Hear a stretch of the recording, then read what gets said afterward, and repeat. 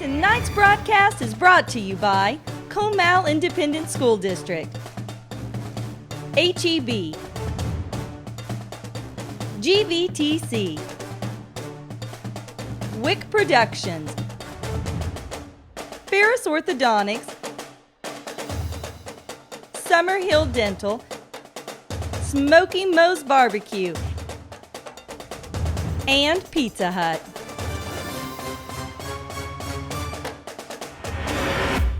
Welcome to Linoff Stadium in Cibolo, Texas, for what promises to be an exciting night of high school football as Smithson Valley opens 27-6A play against perennial state powerhouse, the Steele Knights. On the Rangers Network, I'm Brant Freeman, along with Tony Brubaker, Chris Gutierrez, and our entire Rangers Network crew. Tony, the Rangers enter district play with a record of 3-0 off the heels of a 40-point win over Round Rock last week.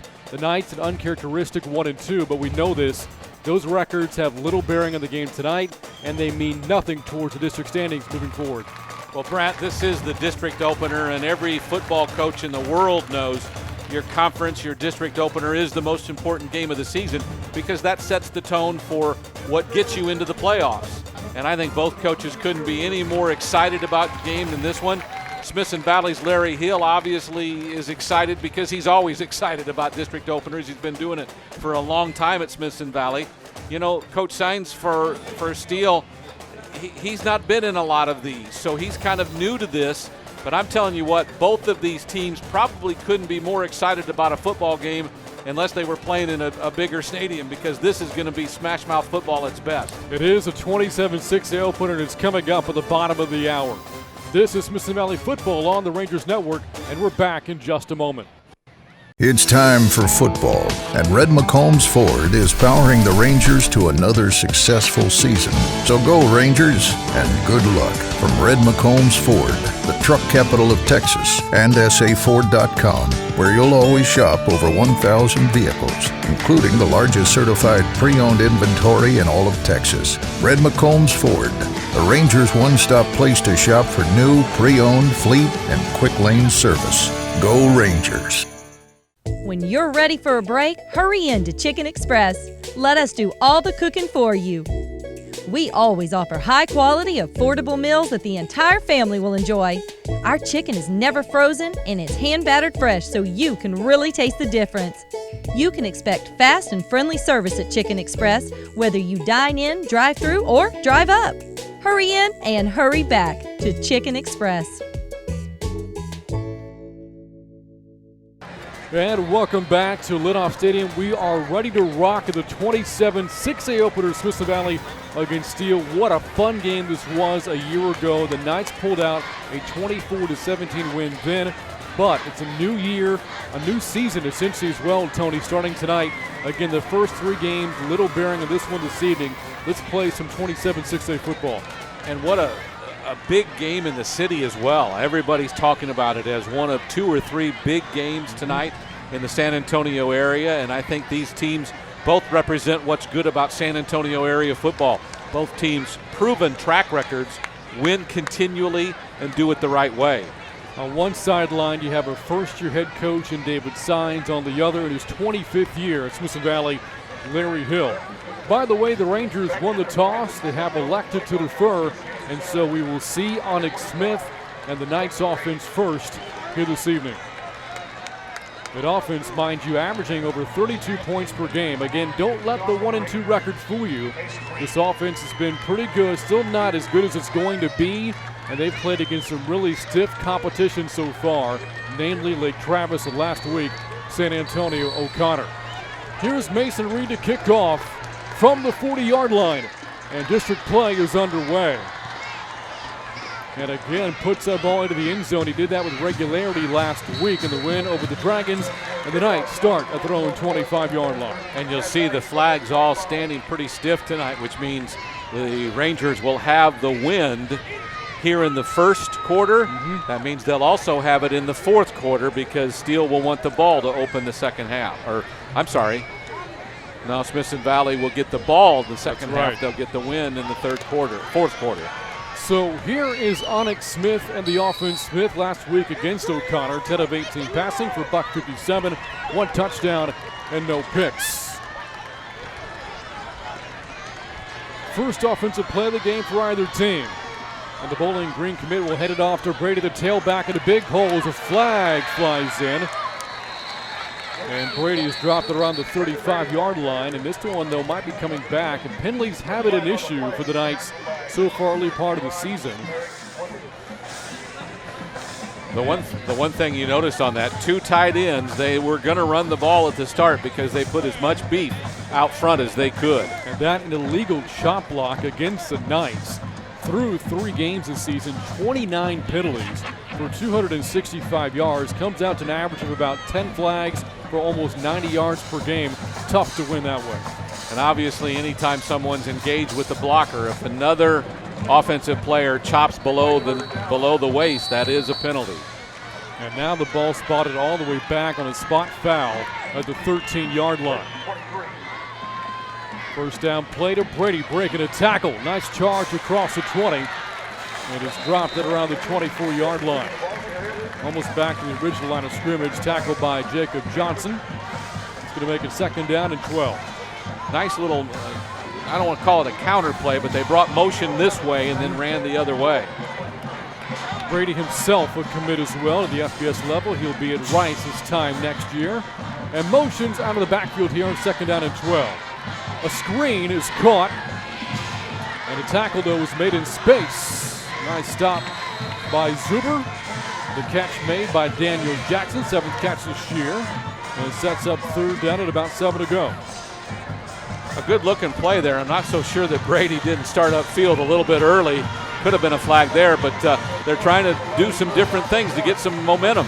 The Knights have to reach their own 35 for a first down. There's a pass, and it is caught, and the first down is attained up to the 41-yard line. Good play there by the Knights. Tyron Smith, the catch, his second this season. First down, Steele working its way out of 1st and 23. Jacob Zuber, the best defensive player on the Rangers this year, almost got a hand on it. That would have been a difference maker for the Rangers to get off the field. 1 minute gone by, no score. Brady the call on first down. Nice moves in the open field. And perhaps a touchdown-saving tackle made to the secondary at the Ranger 47-yard line by Manoa Paupau. Another first down for Steele. So Paupau runs all the way from his initial pursuit to come back and make the play. Again, you're right, Brady had some nifty moves to cut back against pursuit. Not many times a defensive tackle is making a tackle in the secondary. On first down, Brady another call, another nice-looking run. Down to the 39-yard line for 8 more yards. Impressive start for Brennan Brady and this offensive line. Offensive line's doing a lot of neat things there. Some pulls, some traps, and just some overhead, forward motion, just pushing them around. 9:45 left, first quarter. No score. Knights still on the move with the Ranger 39. Brady's number called again. Paupau another tackle, but now before Brady turns out first down yardage and down to the Ranger 35. Alex Flores, one of the Ranger defenders who's missed the first 2 games with injury issues, almost had a tackle there at the line of scrimmage, which would have prevented the first down, but wasn't able to hold on. Last week, O'Connor's rush defense made life really tough on Steele. Ran for a season low, $120 a week ago, but looking good on the ground so far here tonight. And again on the ground on first down, and Brady again dragged down from behind near the 20. On the tackle there, Will Gibbons. 15 more yards for Brendan Brady, and the Knights are already approaching the red zone.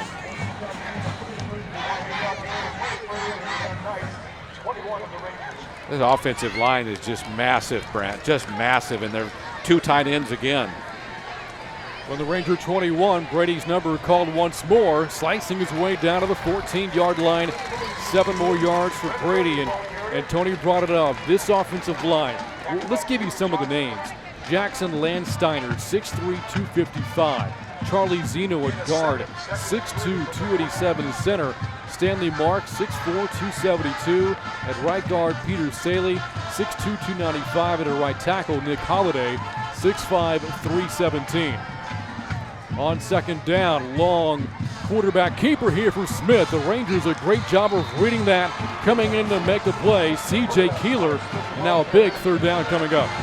You know, the neat thing about their blocking schemes is they're really overloading each side that they want to go to. If Brady wants to go right, they're taking a tight end that's just crashing the outside linebacker. They're doing everything they can to just get mismatches with numbers. Third down, 4 to go for the Rangers 15. Smith hands it off, a running play to the near side, and a first down inside the 10. DeQuavian Thomas, his first carry tonight. And the Knights have goal to go coming up. I'll tell you, both of their running backs have done the same thing. They've made the first defender miss them each time. They're both a load, hard to bring down. The Rangers haven't made many initial tackles on these running backs. And again, we went through the numbers for the offensive line. The Rangers have not seen a front five like this so far this season. Brady darting inside the 5 and down to the 1-yard line. We have seen one passing play on this drive by Steele, and it was on a key third down conversion. Expect on here, second to go from the 1. They will, and it will lead to a touchdown. Brennan Brady, 30th career rushing score, and Steele marches 75 yards to take an early 6-0 lead. That's a football team that's just trying to impose their will on the Rangers by simply just running the ball down their throats. 7:28 to go here in this opening quarter, and what a start for Brennan Brady and the Knights offensively. Onyx Smith, again, not asked to do a whole lot that drive, but did just enough. Off of the PAT, Matthew O'Brien, and that kick makes it a 7-0 Steele lead. 7:28 to go opening quarter. This is Smithson Valley football on the Rangers Network. It's time for football, and Red McCombs Ford is powering the Rangers to another successful season. So go Rangers and good luck from Red McCombs Ford, the truck capital of Texas, and SAFord.com. Flimsy microwave bacon tastes, but Wendy's oven-baked bacon tastes. Add it to fresh, never-frozen beef, and you've got a Junior Bacon Cheeseburger. A JBC with 4 nuggets, fries, and a drink is what makes Wendy's 4 for $4 so deliciously different.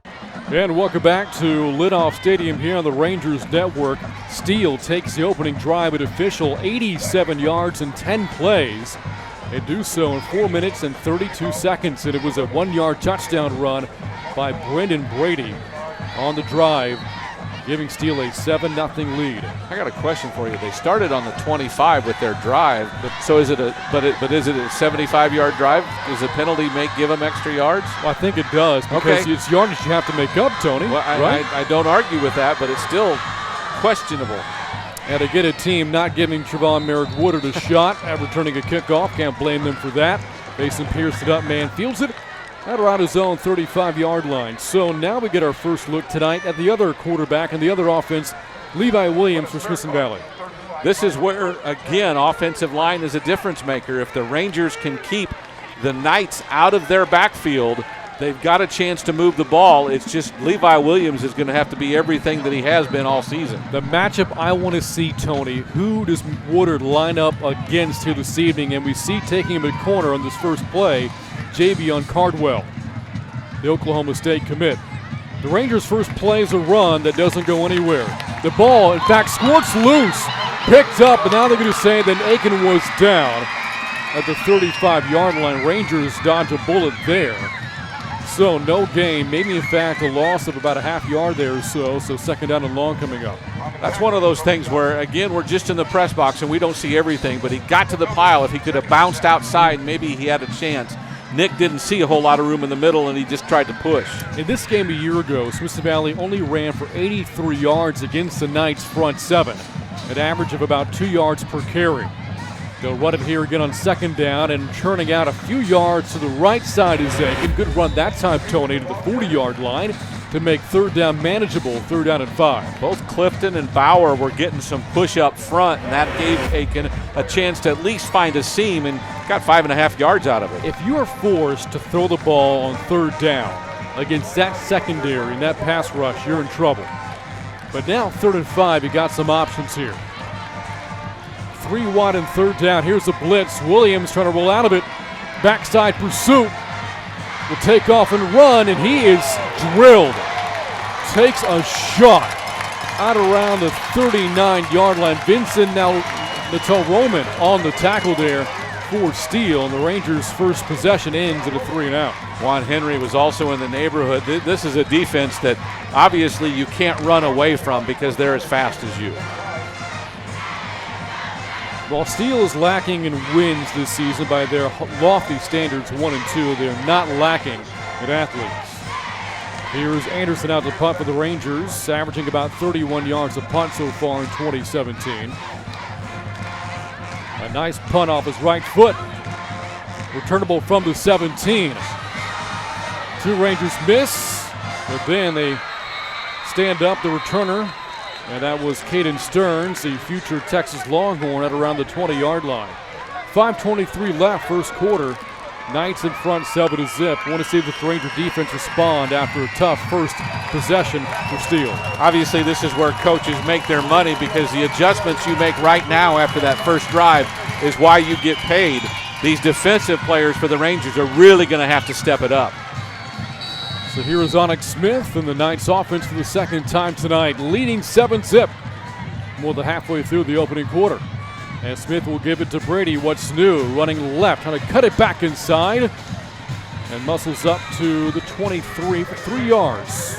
Bring up second down and 7. He looked like he was pinned that time, and he just managed to squirt ahead for about 3.5 yards, and that was really out of nothing.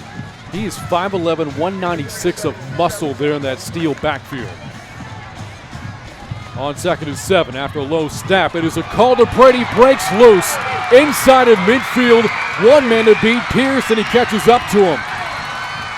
Trevon Merrick-Woodard also in pursuit to keep Brady from streaking into the end zone. However, he's taken the ball down to the 25-yard line. Another explosive run, the biggest one tonight by Brady. And you'll see their tempo wants to go in a hurry.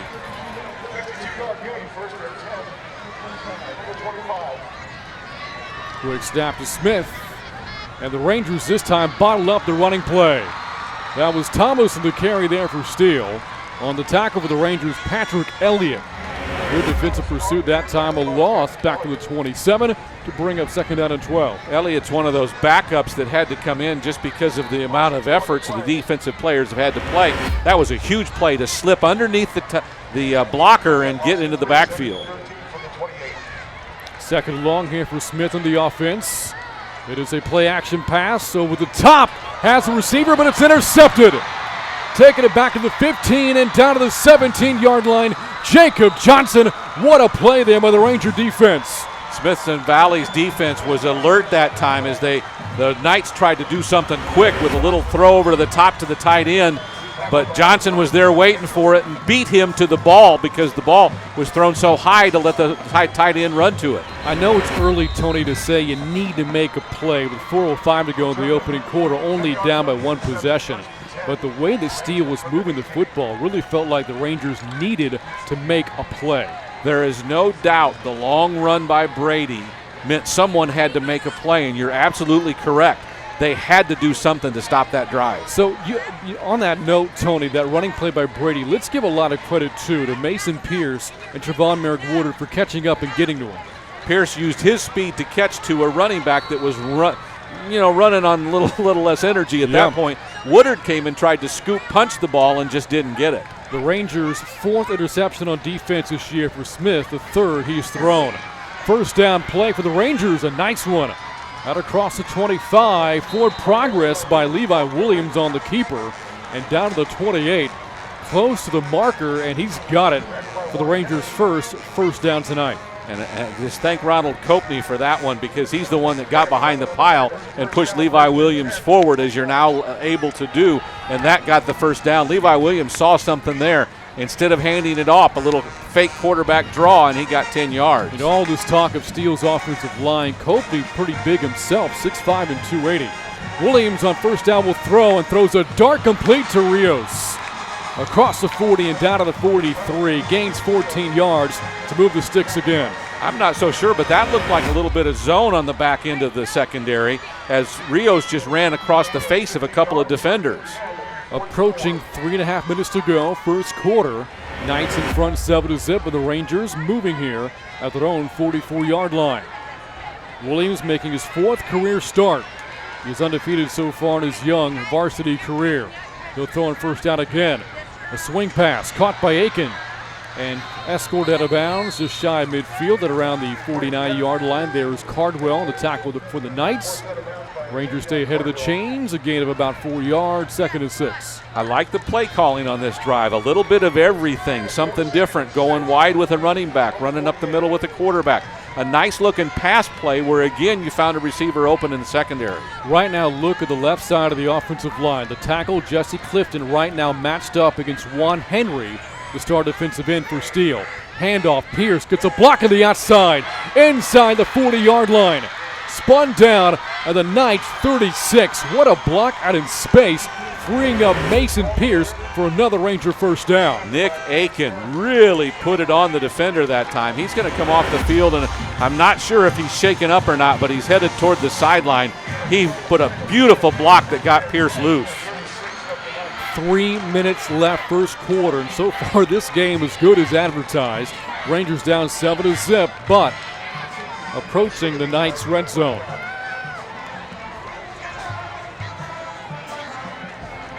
There's motion out of the slot to Franco.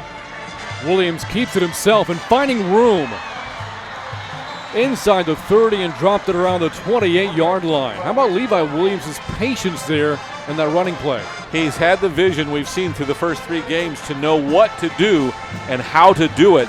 Watching Nick Aiken on the sideline, I'm not so sure it's not a shoulder. Don't want to speculate on anything, but they're working on him on the sideline. That's why he's not back in. Nick Aiken, the Rangers' top rusher coming into the night, in non-district play, ran for $129 and a team-high 3 touchdowns. 2nd down and 2 from the 28 for Williams in the offense. This motion from Woodard. His number is called, running left, trying to cut it back to the inside and has the first down. Finally dragged down at around the 24-yard line. Not a big play there, but enough to keep this drive moving in the right direction. It looks like what Coach Hill and the offense have decided, if they're going to put these defensive backs all over the place and try to cover us, let's put our wide receivers in motion running the ball and see how they match up, and it's happened twice now. Something Tony and I brought up in the pregame show. The Rangers are going to win this game tonight. They've got to get the ball into the hands of number 44 early and often. From the Knights' 24-yard line, final 95 seconds first quarter. Smithson Valley down 7-0. Keeper for Williams, and a good play that time by Steele's defense, crashing in, holding Williams to maybe a yard. Coming in to make the stop there for Steele was Jalen Reed, and it's 2nd down and 8. That was I think Levi really wanted to throw the ball that time. Did a nice handoff fake and looked to his left. Had a couple of receivers over there. Woodard was one of them, but neither was open, and he said, let me get a yard instead of getting sacked. This is not the secondary to force the ball against tonight. Couldn't agree with you more.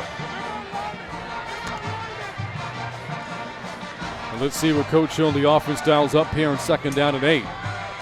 Woodard again in motion, and again the call. He's going to throw. Looking to throw, and the Knights sniff it out. The only receiver running around Rios was blanketed by coverage downfield, as again Reed makes a play there in defense for Steele, and now it's 3rd down at about 14 to go. Yeah, Cardwell behind him and Player in front of him. Ricky really had no option for Trayvon to throw it. Not a bad call in a 2nd and long situation, but now you've got some room to make it up to even get in field goal range.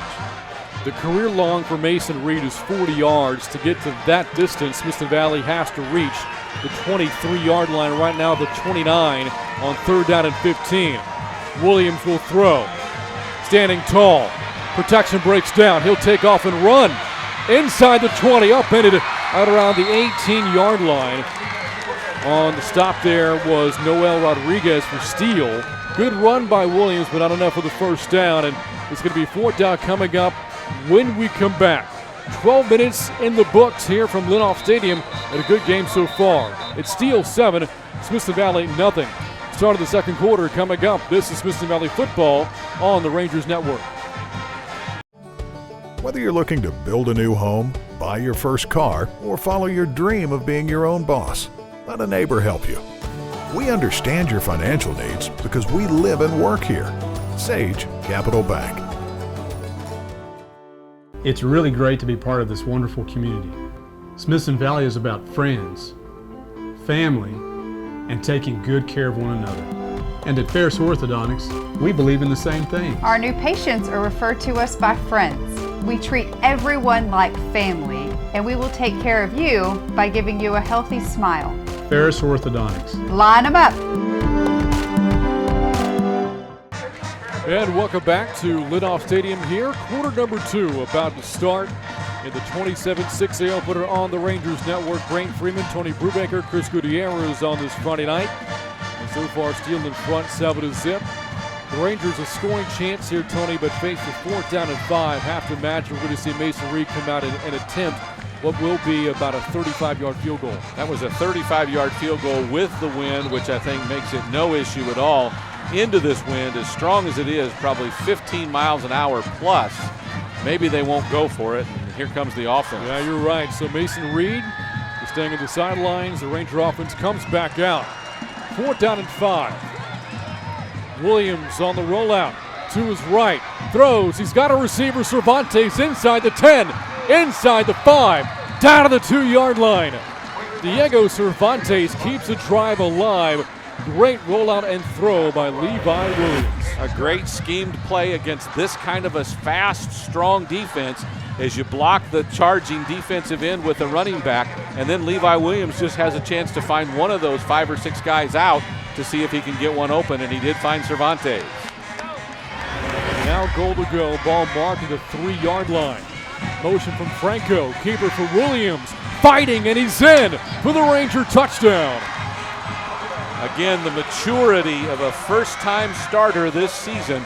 Levi Williams, the junior, who's played quarterback since he was 6 years old, is all of a sudden becoming more than anything, more than anyone believed he could be. This is game 4, and he's still making very good decisions.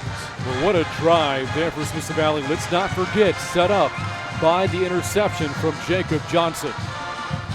Reed on and tie the game. The kick is up, and this game is not tied. He missed it. Reed missed 2 PATs last week and misses his first shot here this evening. 11:33 to go until halftime. It's Steele 7, Smithson Valley 6. This is Smithson Valley football on the Rangers Network. Just press enter and your GVTC home DVR will record your show automatically. Thanks, Doug from GVTC, who looks exactly like Ranger senior CJ Keeler. I'm just Doug, here to help. Fumble! Here you go. Can I help you set up your favorite channel list now?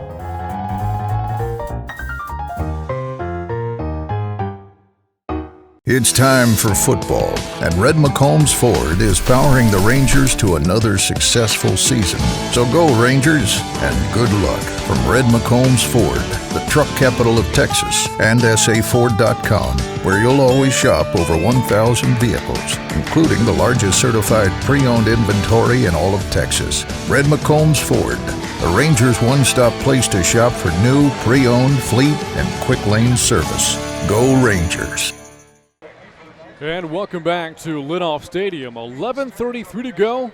First half, and the Rangers are within a point.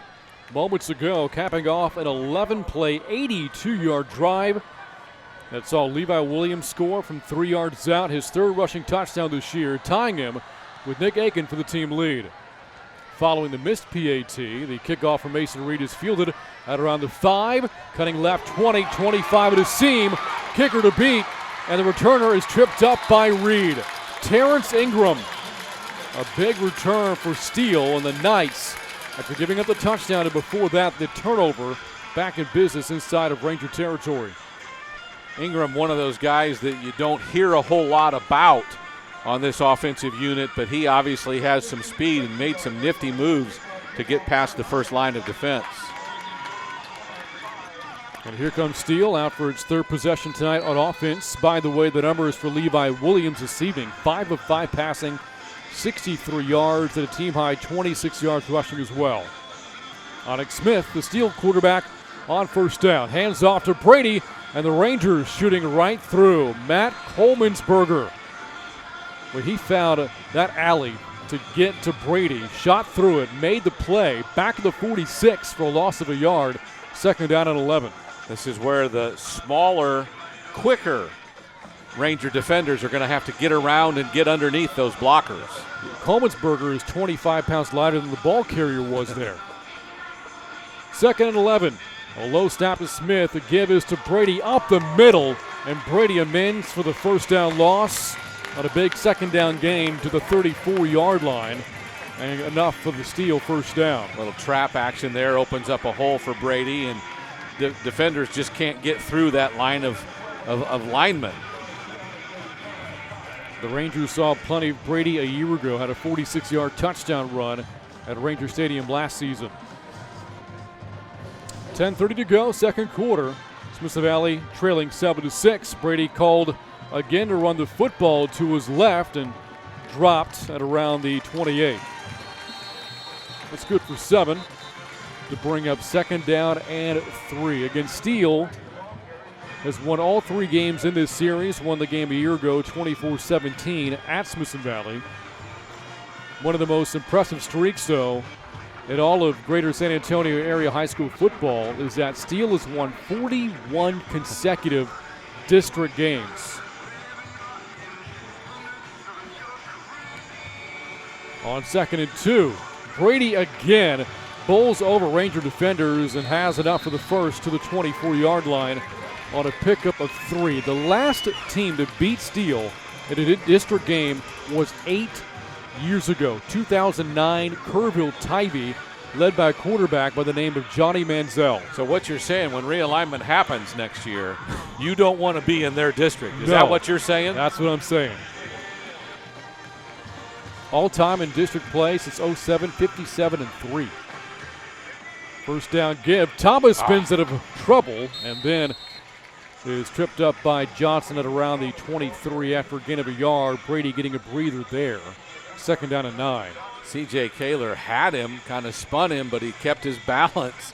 Took another defender to help put him down. Again, the initial contact by the Ranger defender is not making the tackle often enough right now. About to see Steele go bigger here as Tyler Lumpkin, their second tight end, checks in here. So you have a tight end on the other side of the line right now. On second down and 9. Snap to Smith. The give, Thomas. Chopped down by Johnson at the 19-yard line. 3 more yards. Third down and 6. Papau even got a shot at him after he'd been spun around. The defense is really starting to pick up the pace a little bit. It's obviously in the red zone now, so this is when you need them to. But this is where they have to, again, use their smaller size but their speed to make a play. Does Steele trust Smith to throw the football here on third down and 5? They don't, as Brady is given the football and he is buried by a sea of Rangers at around the 17. Only 2 yards there. Fourth down at about 3 to go. Now Matthew O'Brien is a veteran kicker. 10 of 11 is in his career. The wind is to his back. A career long of 45. This would be about 34 yards, but the offense stays out there. Papau and Gibbons on that play. That was a great play by the defense. Let's see if they can do it again. 4th and 3 from the 17. Smith, Gibbs, Brady up the left side, and enough for the first. He has been a workhorse so far tonight. Down to the 17-yard line. First down, Knights. Zeno, Landsteiner, tight end Beecham, all of them on the left side, just angled towards the sideline, gave him some room. 7:41 to go, second quarter. Steele leading 7-6. They're trying to stop a 2-game losing streak. Their first losing streak, by the way, in 11 years.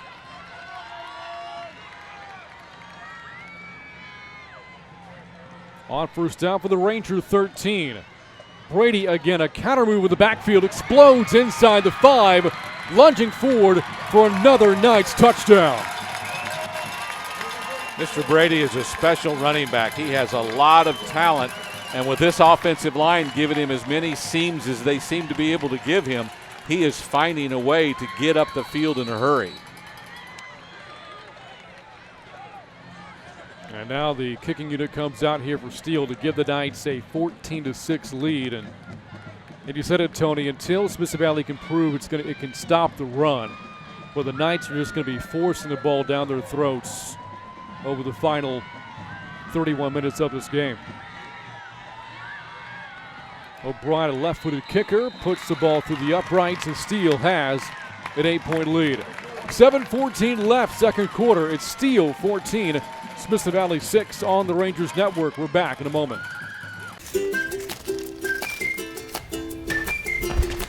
Where'd you get the taco? Smoky Mo's Barbecue. I got the Grab and Go taco combo. Smoky Mo's, they have breakfast there? Tacos? To go. Smoky Mo's has breakfast? Yes, sir. Breakfast tacos, biscuits, and bowls to go. Now I know. Biscuits and tacos to go. To go? To go. Tacos to go. To go.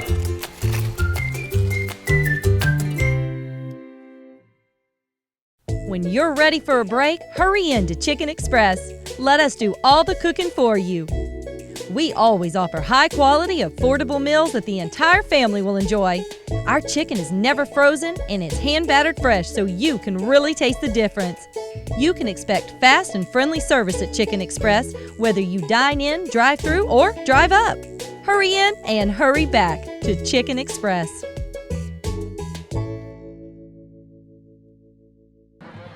And welcome back to Cibolo. 7:14 to go until halftime.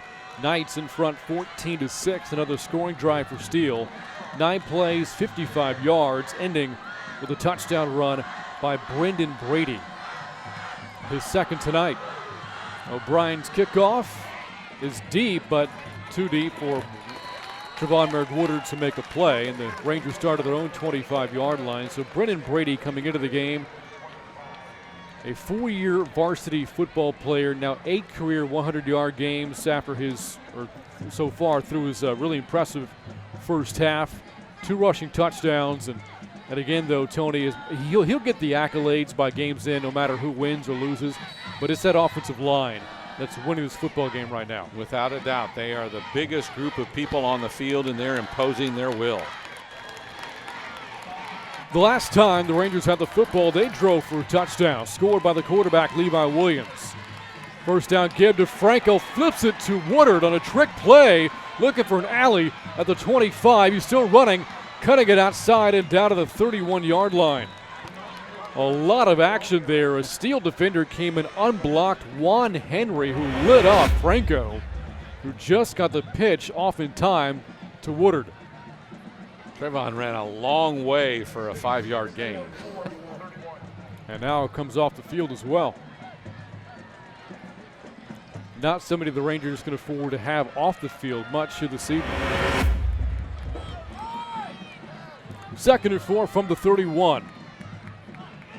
The tight end Hunter comes in motion. It's a handoff. Franco, after getting blasted by Henry, picks up the first down to the 37-yard line, gain of 6. For the Ranger junior tailback. We should note, by the way, the number 2 running back in the game tonight because of the injury to Darlington Frash last week. Suffered a broken leg, has since undergone surgery, out for the season, but Tony, a bright future. And the reason Franco's on the field is because Nick Aiken went out after a great block on a sweep to Pierce, and he has not resurfaced. Halfway through the second quarter, Rangers down by 8. Snap to Williams, handoff Franco, and that time tripped up. Maybe back to the line of scrimmage, that's all. 2nd and 10. Great play by the interior line. That time Christian Balderman just got down low, got lower than the offensive lineman, and when Franco went by, he grabbed a leg. Again, Tony and I have been lauding that Steele offensive line, but the front 4 defensively as well, really big. But led by Henry at 6'3", 230. The other in Alex Gonzalez, 241 pounds.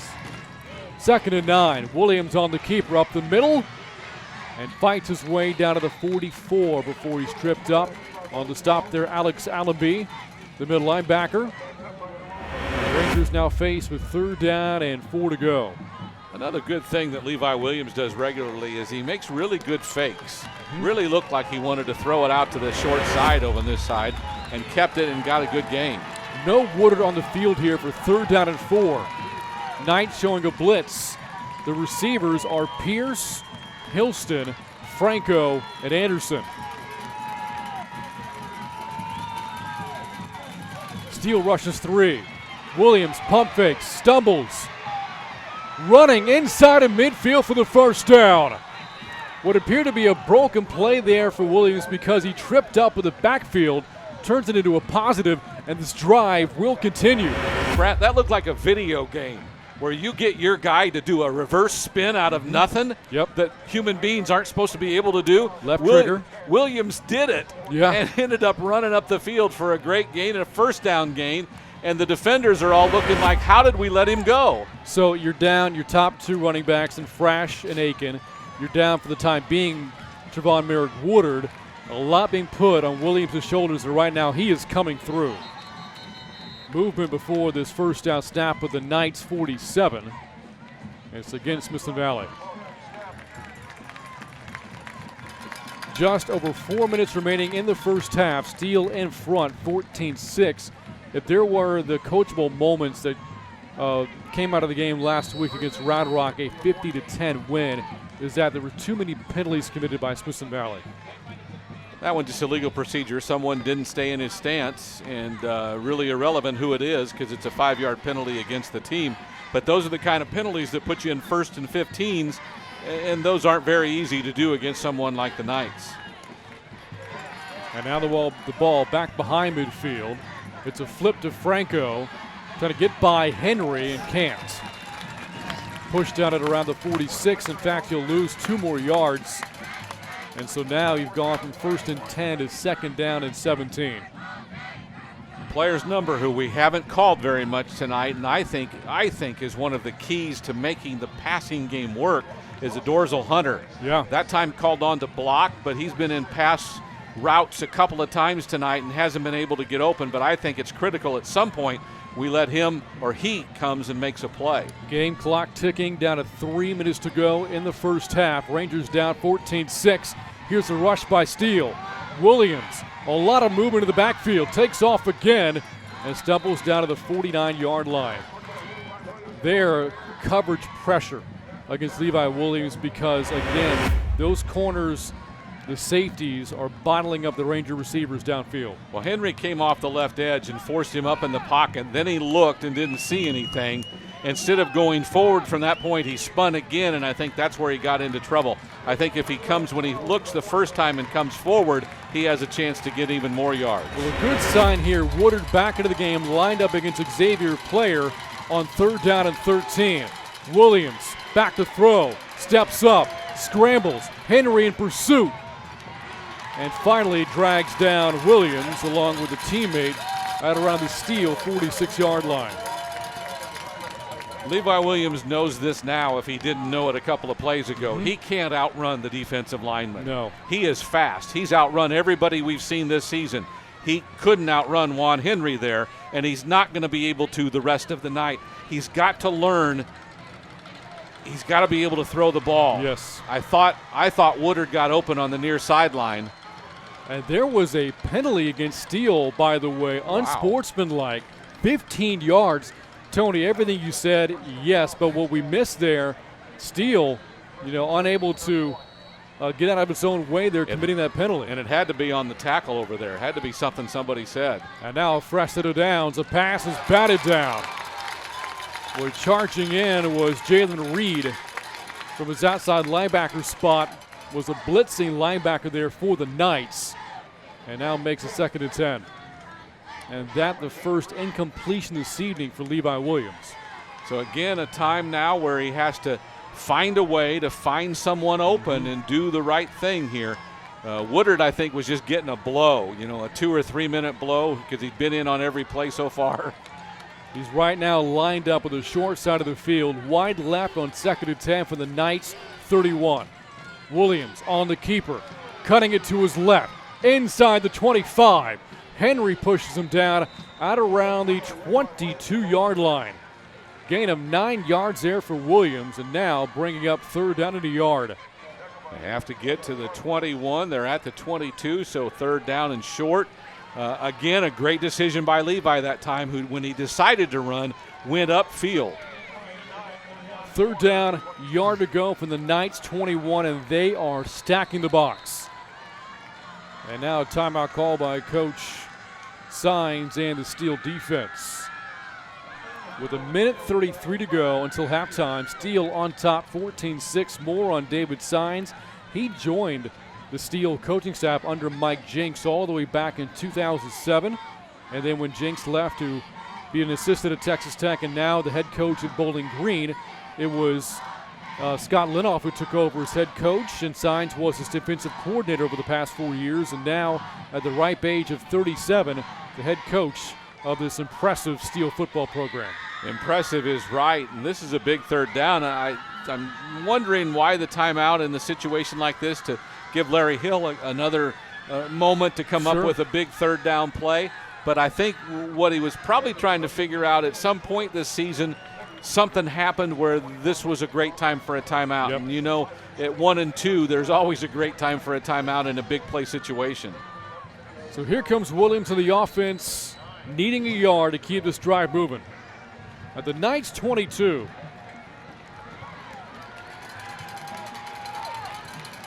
Handoff, Franco breaking a tackle. He's got the 1st down. Down to the 19-yard line. So there you saw the Rangers play a little big up front, and Franco found just enough of an alley to keep the sticks moving, and now 1st down inside the red zone. Good smash mouth play. Just get that 1st down. Now they got to finish the drive as the clock runs about 75 seconds to go. But with 3 timeouts, minute 10 is an eternity right now for Smithson Valley. Franco motioned on 1st down. Levi Williams on the quarterback keeper.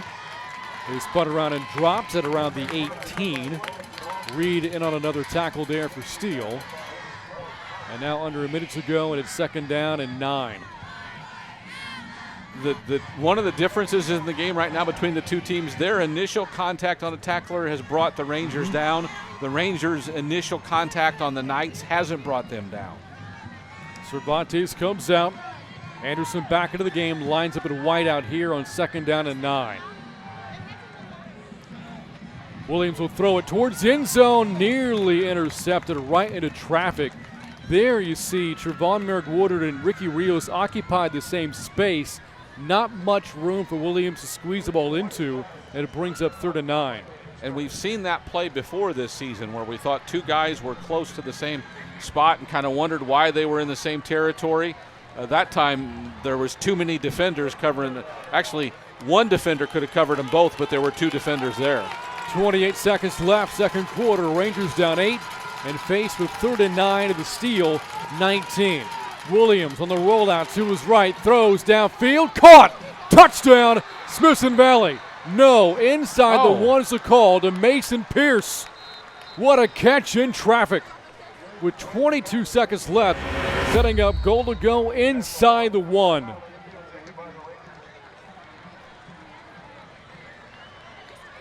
want to see the review. Well, there's no such thing in high school football. Yeah, I'm sorry. He caught the ball in the end zone and was pushed out. That's a tough call on the end zone, the line. That's a tough call, Brant. Well, the bottom line, though, now, Tony, you can't change that call. So you have 2 timeouts left after Coach Hill takes this one. 22 seconds to go. You would think you still have time to run the football. Well, and you've got to punch it in. You don't get fancy. Don't try to throw a jump pass. Don't. Nothing special here. I think you just run straight ahead because you've done it all game. You've been able to get a yard or 2 all game up the middle. Smithson Valley can't get cute here either. Last week, O'Connor forced something around the goal line, and Javion Cardwell took an interception back 99 yards for a touchdown. So here we go. Goal to go inside the 1. Here's motion from Franco. Williams will keep it, and he will cap off the drive with his 2nd rushing touchdown tonight. Levi Williams will score, and it is now a 2-point ball game. And the Rangers won't chase the points quite yet. They will send out the offense and bring Mason Reed onto the field to make it a one-point affair. I wondered. It's too early in my opinion, but it's good to see they're going to kick. Now Mason Reed has to put it through the uprights.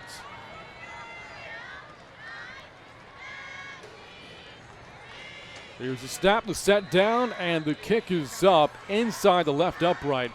Makes it a one-point game. 18 seconds to go. 14-13 Steele. A 9-play, 55-yard drive there for the Rangers. And Tony, you know, I think we said this way back in week 1 when Williams engineered a 10-point comeback in the fourth quarter against Hendrickson. He grew up in week 1. Well, seeing even more improvement here against a far better opponent in Steele. And he's not a short guy. He's 6'3", so when he stands in the pocket, he can see. But when he runs, he also runs with some authority. Not real heavy, but he still runs with some authority. You know, I thought, Tony, for the Rangers to score points tonight, they were going to need some home run plays or a defensive score because the drive against that defense is tough. Yet, Smithson Valley's 2 touchdowns this evening have come off of long, sustained drives. Good play calling, good execution. Yes. It takes both. I got to say the play of that drive had to have been the third down pass, 3rd down and 9 to Mason Pierce inside the 1. Tough to get open against that secondary. Kick coverage now is important. And that ball is still live down to the 22-yard line, and the Rangers have it at the 22. The Knights fell asleep, returning it on the kickoff there. Caden Stearns, the future Texas Longhorn, just got lost. And the ball goes back to Smithson Valley with 18 seconds to go at the Steele 22-yard line. I did not see who fell on it, but I know in kick coverage, I was just thinking kick coverage has to be good to not give them a chance. And that was a kind of a funky kick by Reed with the wind in his face. He kind of hooked it toward the far sideline, and it hit the ground, and they didn't cover it. And keep in mind, too, that Knights defense just came off the field after a long drive. They might be a bit tired right now, and the Rangers do have 2 timeouts left, so a chance for points here. At the Steele 22. Williams off the play fake will throw. Looking end zone. Leaping catch is made. Touchdown, Smithson Valley. Ricky Rios back left corner of the end zone, and the Rangers, just like that, are on top.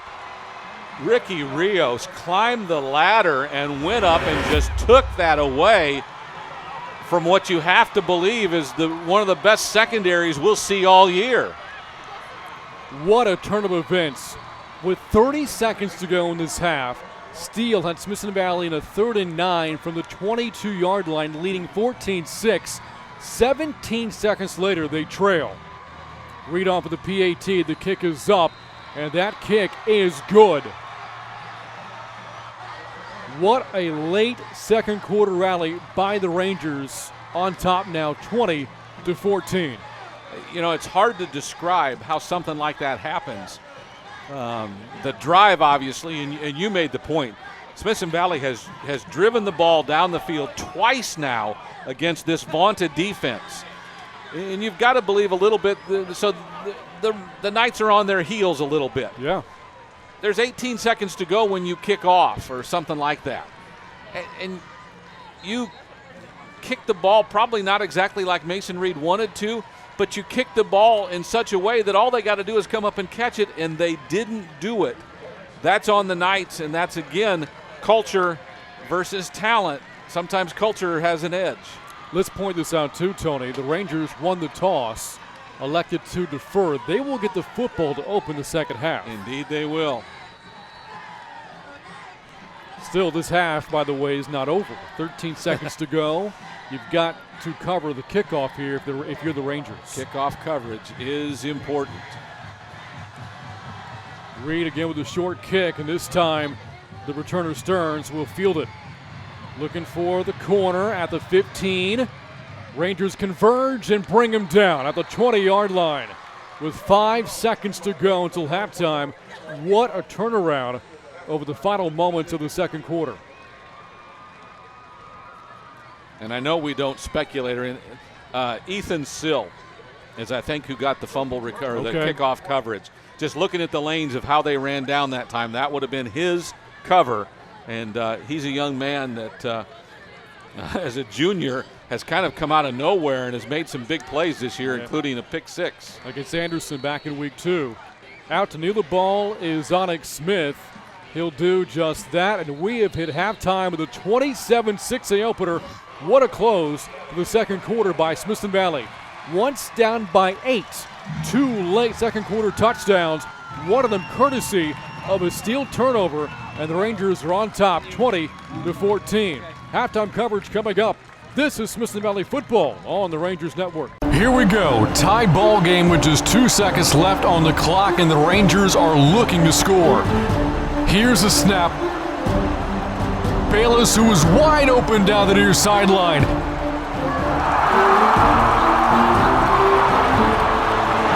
And he makes a catch at the 10, the 5, touchdown.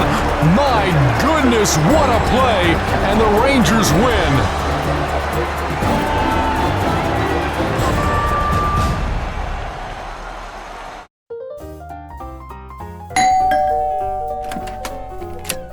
Hello, I'm Steve from GVTC, here to install your 1 gig per second internet service. Hey, you're Ranger Senior Trayvon Merrick Woodard.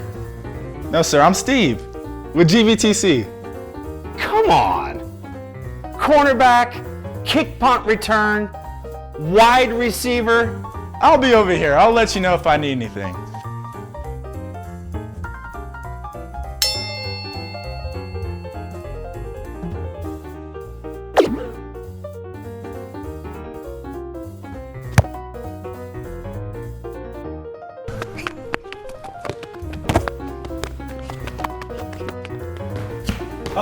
Just came in to set up your Wi-Fi. Thanks, Steve. And welcome back to Litoff Stadium at the half. Your score, Smithson Valley 20, Steele 14 in the district 27-6 opener.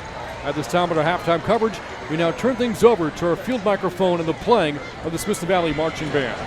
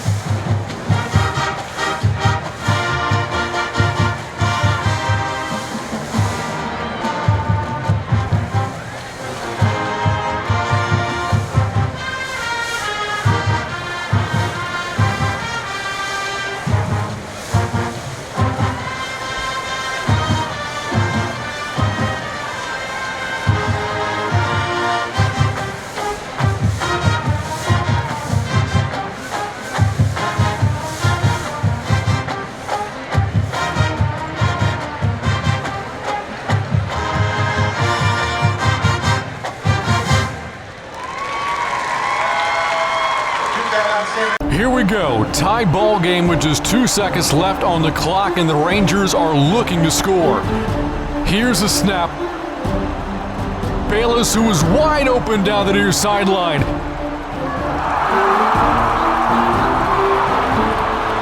And he makes a catch at the 10, the 5, touchdown. My goodness, what a play, and the Rangers win.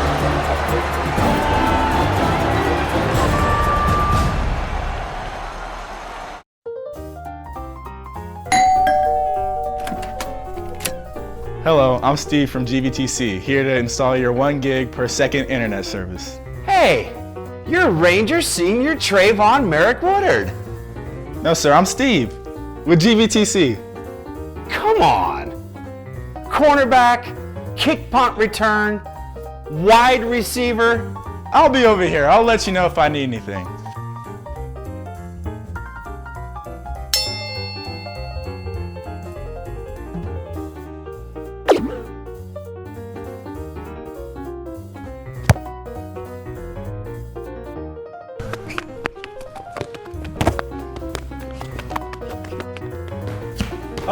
Just came in to set up your Wi-Fi. Thanks, Steve. Welcome back to Linoff Stadium here at the half. It is Smithson Valley 20, Steele 14. On the Rangers Network, Brant Freeman with Tony Brubaker and Chris Gutierrez here, hitting the later parts of September. October is upon us here in a couple of weeks. And Tony, Smithson Valley on top by 6 to open 27-6A play. And this after an impressive close to non-district play. Wins over Round Rock and Anderson in blowout fashion before that. The come from behind win against Pflugerville Hendrickson.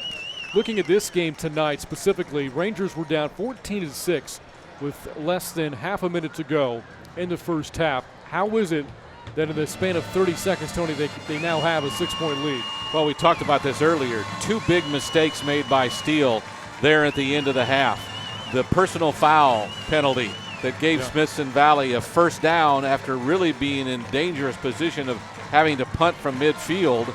They get a first down and march it in and get a touchdown and make it 14-13. Then on the ensuing kickoff, Steele forgets to go and catch a kickoff. Smithson Valley comes down, covers it, and gets a chance to score again. 2 critical mistakes, in my opinion, at the end of the half there cost Steele a chance to go into the locker room ahead. Well, again, Smithson Valley won the coin toss tonight and elected to defer. So after that monumental rally to end the second quarter, the Rangers get the football to start the third. And now you have Steele kicking into the win with Trayvon Merrick Woodard awaiting back deep along with Ricky Rios. The odds of O'Brien kicking to Woodard here, not very good. So Steele did decide in the third quarter to kick into the win so they'd have it in the fourth quarter, which is not something people normally do. Second half underway.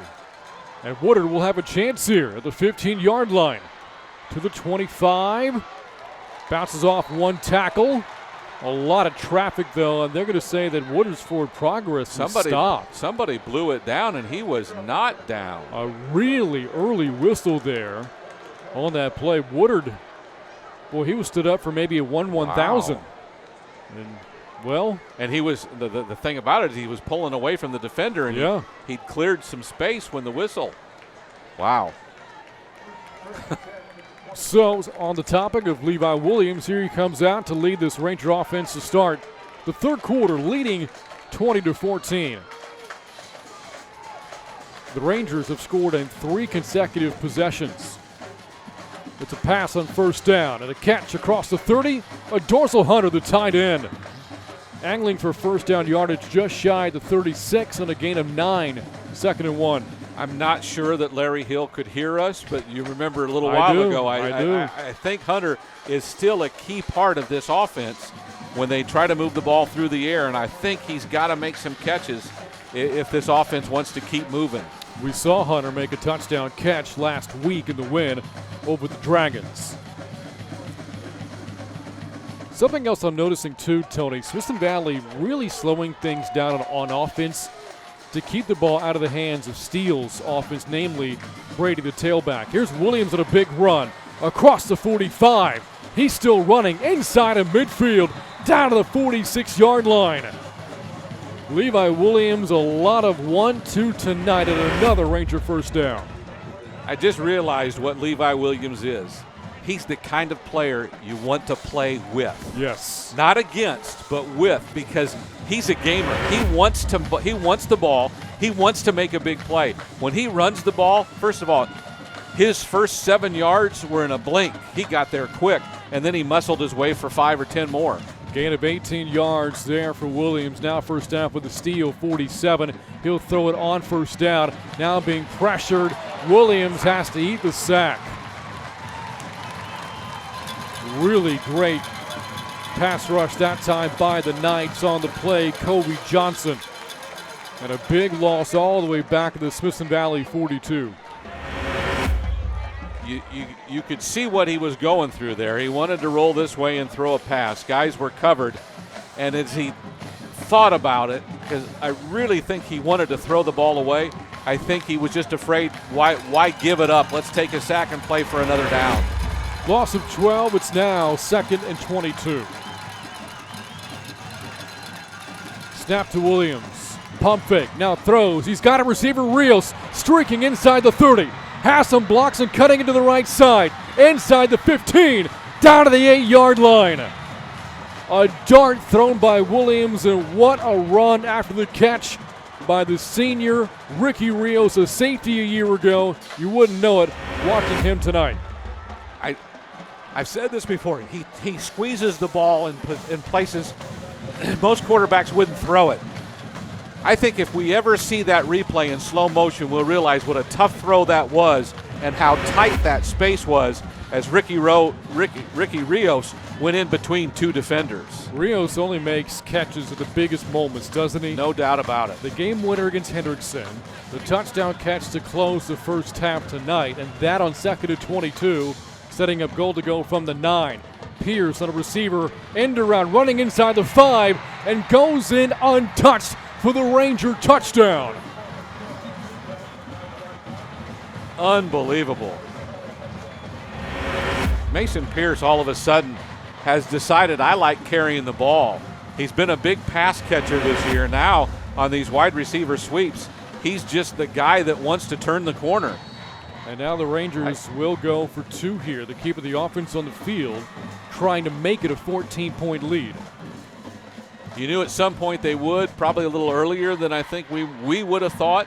But while the wind's still at his back, he's going to try it now.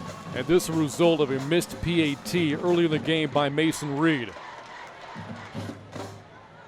Snap to Williams on the rollout, looking for Hunter. He's covered, and Williams is brought down. Again, good pass rush there by the Knights. A silver lining stop for them after giving up the touchdown. And again, in making the play at defensive end was Kobe Johnson. 9:42 to go, third quarter. Rangers on a 20-0 scoring run, leading 26-14. This is Smithson Valley football on the Rangers Network.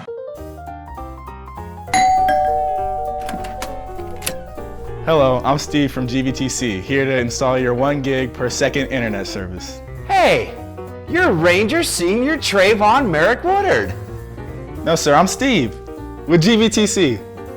Come on. Cornerback, kick punt return, wide receiver. I'll be over here. I'll let you know if I need anything.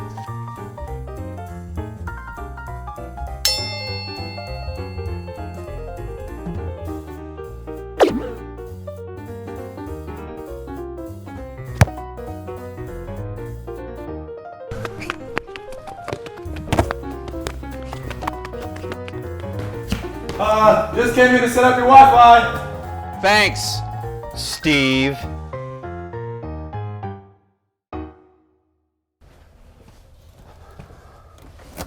So this is it, huh? Yep, this is where it all starts and finishes.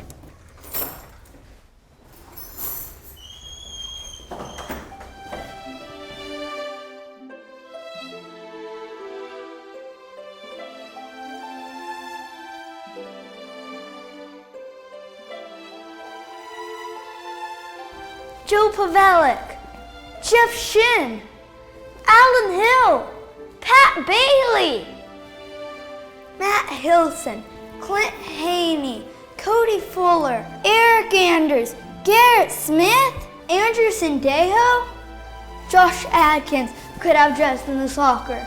We got work to do, kid.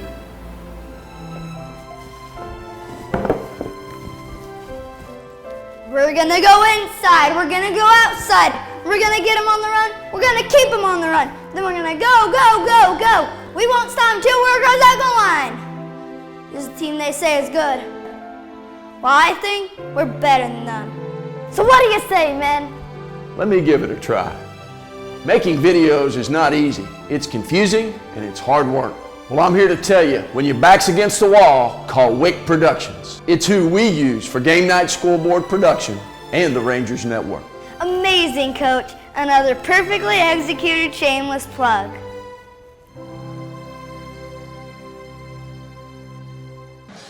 The opening drive of the third quarter for the Rangers goes 73 yards in 6 plays.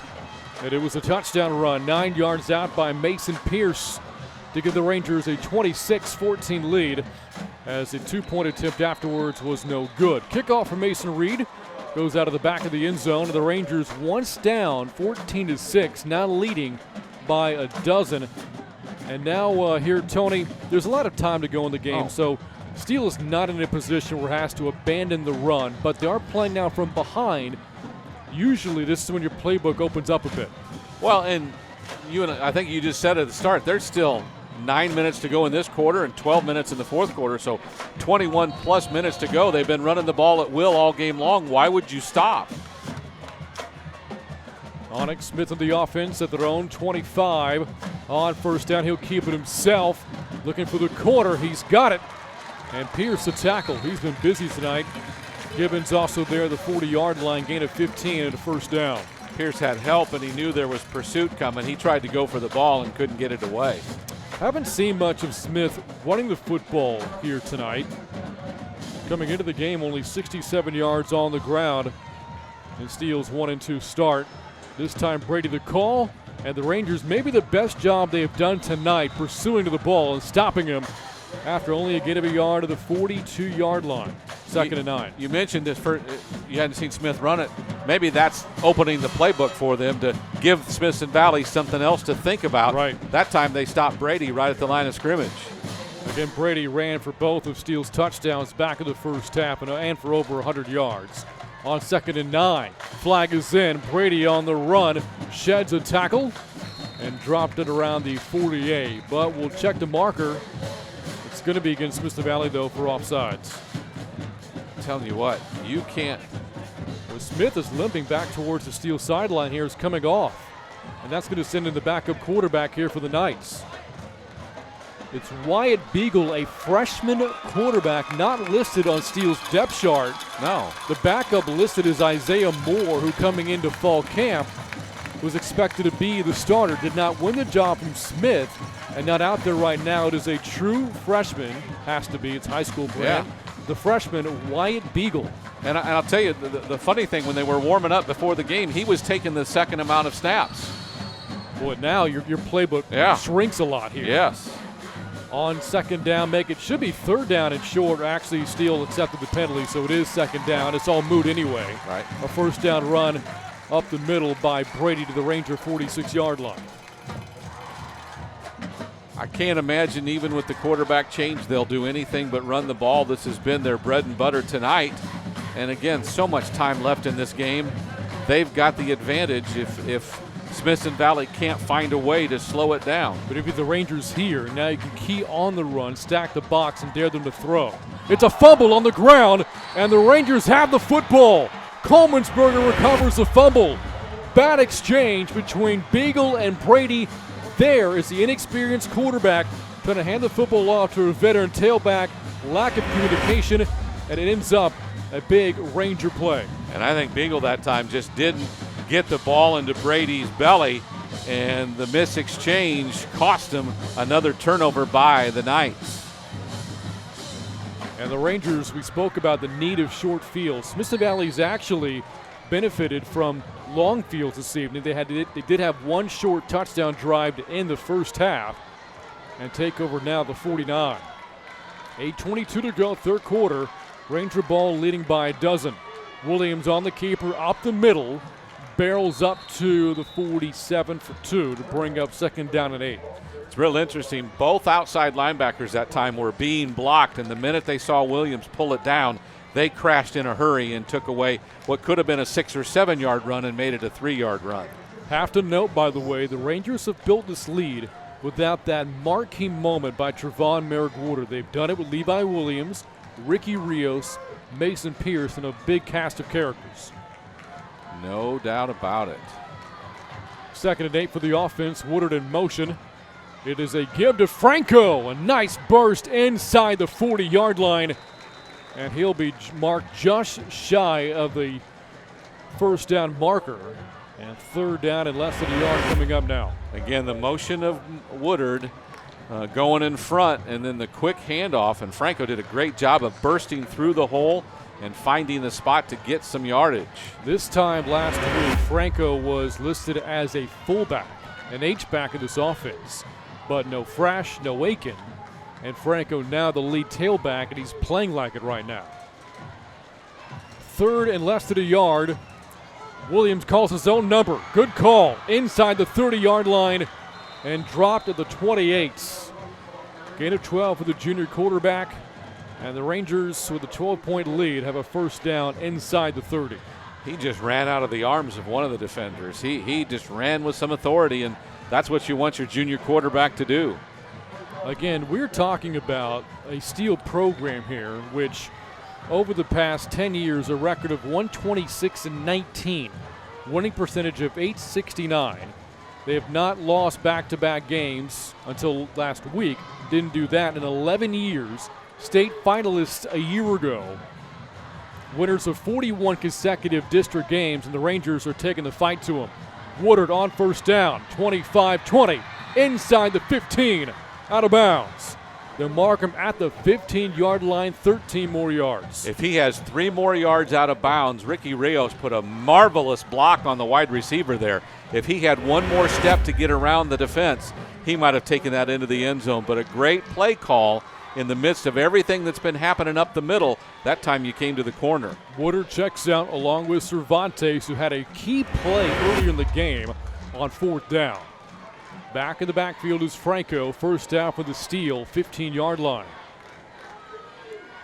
Motion from Pierce, takes the handoff. Running wide, a block from Franco out front, and Pierce streaks into the end zone, and again does so untouched. Rangers are rolling right now here in Cibolo.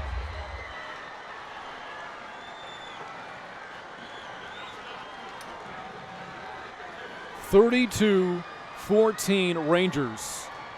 And again, it bears repeating with 30 seconds to go in the half. Back in the first half, the Rangers trailed 14-6, and this game is turned in a hurry. Read off of the PAT. And this kick is good. 6:18 left, 3rd quarter. All Smithson Valley. Rangers 33, Steele 14. This is Smithson Valley football on the Rangers Network. It's time for football, and Red McCombs Ford is powering the Rangers to another successful season.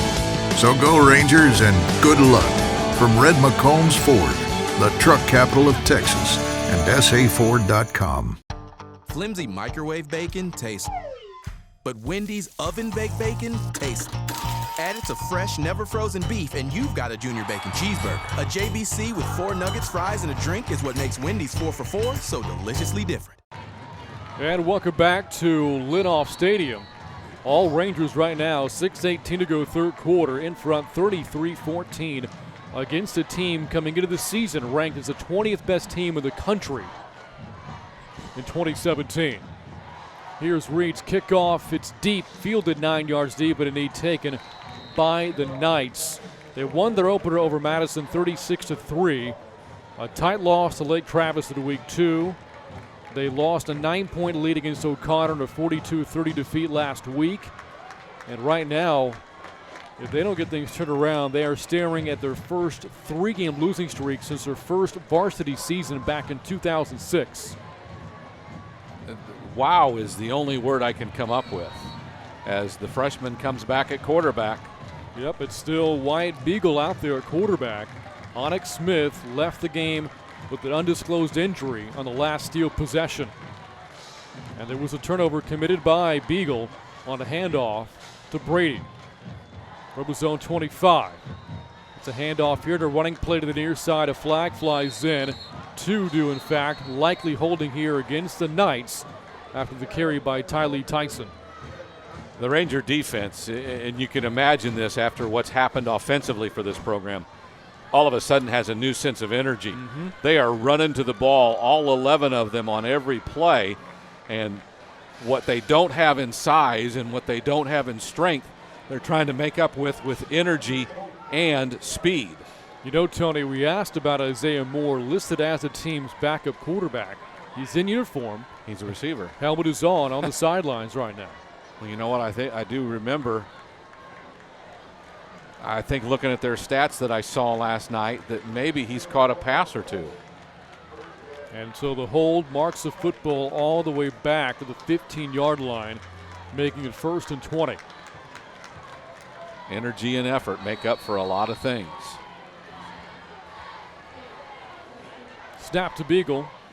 Off the play action, he's being pressured, and he is driven down. C.J. Keeler drilled the freshman quarterback back at the 8-yard line. It's now 2nd down and more than 20 yards to go. And Tony just said it, this Ranger defense right now playing with its hair on fire. The 3rd quarterback sack of the season, and I promise you that C.J. has had none have been this exciting for him. Keeler, the team's top sack player a year ago with 9 quarterback sacks. That makes it 2nd and 26 at a draw, not going to do anything. And again, Keeler on the play at the 9-yard line, make it the 8, a loss there to make it 3rd down and 27. You know, I'll say this, their sideline, as bad as things are going for them, hasn't gone in the tank yet.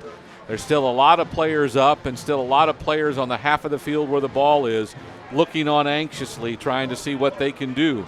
That said, though, this crowd of Steele's very quiet here on the home side.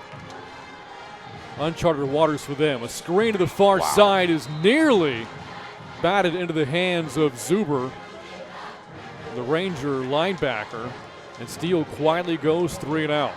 Not a bad play call for your freshman quarterback, a middle screen to your running back who can make people miss. He took the heat and took pressure off of it, the quarterback I'm talking about, but just made a bad pass.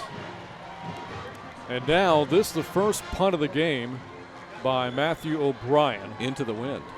With Woodard back to return. Wow. And again in his career, 4 punt return touchdowns. And has yet to have that marquee play tonight. From his own end zone, O'Brien gets the punt away. Woodard off a bounce, will pick it up at his zone 43. He's in trouble, escapes to his right. A stiff arm and turns a corner inside of midfield. Still running and down to the 46-yard line in Steele territory. So a good punt by O'Brien given the conditions, but again, Woodard makes the play. And you talk about lost yardage all the time. The ball landed at about the 45 and started bouncing. Woodard finally corralled it back at his own 40. He got those 15 yards back on the punt return that would have, there's a big difference between being on their 45 or being on your own 40 when it comes to starting a drive. Now there is a penalty marker at the far side of the field, and it is against the Rangers. Personal foul. Okay. Smithson Valley, by the way, led at halftime 20-14. Their first 2 possessions they've cashed in for touchdowns. And they have now outscored their opponents this year in third quarters 47-6. And again, once upon a time, the Rangers trailed by 8. Go back even further. Steele had a 7-point lead, 7-0 in the football in the red zone. An interception thrown by Onyx Smith. The game has not been the same since then. On first down, the give is to Franco, sifting through and fights his way down to the 46-yard line. That's good for 7 to set up 2nd and 3. I would like to know what the penalty is. That would have been an interesting call there. But did you see Levi Williams, after he handed the ball, still faked the pass? Yep. I'm telling you, the guy is fundamentally unbelievable. 4th career varsity start tonight for Williams, and you'd swear it was his 24th. On 2nd and 3, the Ranger offense sets up just shy of midfield. Williams keeps it himself into the teeth of the Knight defense that time, maybe a half yard to bring up 3rd down and a short 3 to go. I'm not sure everybody on the defense didn't expect that, because it looked like the minute he caught the ball, they all just huddled to the middle of the field. Big third down call here, in my thought. I would think so too, Tony, because you have a chance to obviously keep this possession going, and there's a threat of extending this lead. Might be the nail in the coffin for Steele. I think emotionally, I think it's huge to get another score, but I think right now the clock is your best friend, and the more it runs, the better you are. And the Rangers are going to bleed the play clock here and call for time with 1 second to go. Their first timeout. 2 remaining, 3:19 left, third quarter. Rangers on top 33-14. Should the Rangers, by the way, hold on to win this game, it would mark the 14th 4-0 start in the Coach Hill era. After 4 games a year ago, the Rangers were 2-2. One of those 2 losses to the Steele Knights. It was a 24-17 win for Steele a season ago. And Tony, you remember that game fondly, a back-and-forth affair that saw Steele come up with that big play late in the fourth quarter. Onyx Smith, playing receiver, caught a touchdown pass with under 2 minutes to go in the game. This has been a unique rivalry in the sense that Steele's always been the bigger dog. Yep. But Smithson Valley in 2 of the 3 games has put up the kind of fight that, the yard dog would want to put up. Tonight, I'm not so sure. Their poor start this year took a little luster off what the Smithson Valley Rangers thought. Perhaps. Because even though they marched down the field twice, I think there was still something in the Rangers. And obviously they've made plays to prove it. And we'll see how this goes. Out of the timeout, 3rd down and 3 from the 46. Pierce the motion man. Williams on the keeper, and he's got the first down. Twisted down just inside the yard to gain. On the stop there was Allenby for the Knights, and the Ranger drive continues right at midfield. Allenby's turned into one of those guys, well, I guess he's their leading tackler, but he's a guy that's been in on a lot of plays, except for most of Williams' runs. I think that's the first time I think he's caught Williams. And I don't know if the blocking's just gone after him more, but that's the first time I remember his name on a Williams tackle. First down from midfield. Pierce again in motion this time. Takes the handoff, running right. Boy, Pierce, he gets into that second gear really quick as he is stopped at around the Knights' 43-yard line after a gain of 7, making the 44 to bring up 2nd down and 4 to go. First time, that's the 3rd time we've run that to him. First time to a short field. And I'm not sure the blocking wasn't still decent. It's just that there was a much tighter space to turn it up on. Under 2.5 minutes to go, third quarter. Rangers, the football, and a commanding 19-point lead. Woodard's back on the field, and they really backed off of him initially. And the Rangers using a lot of clock right now as well. Woodard comes in motion. He takes the handoff to his right, inside the 30-yard line, or the 40 make that, and has the first at around the 32, pushed out to the far sideline. And good timing on your part, Tony. Not much from Woodard. And there's numbers called and makes a play. 2 times in a row we've run the receiver sweep to the short side of the field, and both times have been decent gains. That one a little bit better just because Trayvon's a little more elusive, but Larry Hill's finding some plays he likes tonight. Well, you look at the Steele defense, and up front, very good. Back end of this defense, extremely good. But maybe it's that second level, the linebackers, who aren't quite the playmakers, and the Rangers are exposing that right now. First down for the 32. It's Franco that was left and swallowed up by Henry. And Shane Sampson, no gain, to bring up 2nd down and 10. Tell you what I noticed most when I did their stats is they have 5 different guys who have at least 4 or more tackles for loss. That means they get up the field in a hurry, and Juan Henry's one of the best. Only 13 tackles on the season, but 4 tackles for loss and 2.5 sacks. 27 tackles for loss in his career, and getting some offers from FBS programs right now. On 2nd down, Franco, a big gaping hole, exposes it as he charges inside the 20 for 13 more yards to the 19-yard line. Good blocking all the way around. It was Copney that was out in front of him. Hausler was there as well, and And this offensive line is all of a sudden starting to impose its will on the defense of the Steele Knights. Approaching 1 minute to go, third quarter. The Rangers have quieted this crowd, and they are now about 13 minutes away from a 1-0 start to district. From the 19, handoff Franco. Spun around and dropped. Couldn't get around the block from Merrick Everett. At around the 20, he'll lose a yard. Second down and 11. Kind of an interesting play there as you thought Franco had some room, and then somebody got his ankle, and by then everybody else was there. But Smithson Valley doing a great job of eating up clock right now, Brant. And I said this earlier, this is the clock is their best friend. The more it runs, the better shape they are. Could be the final play of this third quarter for Williams in the offense.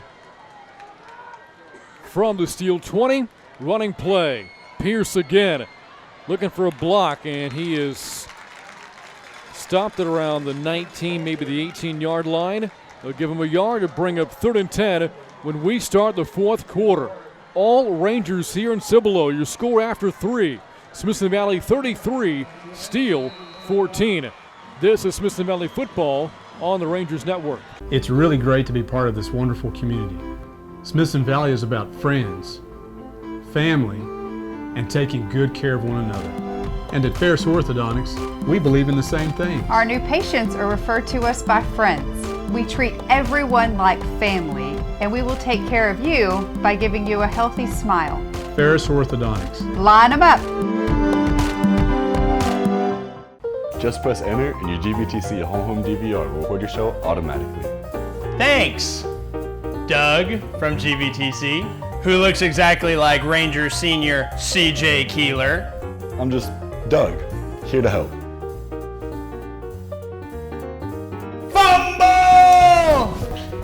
Here you go. Can I help you set up your favorite channel list now?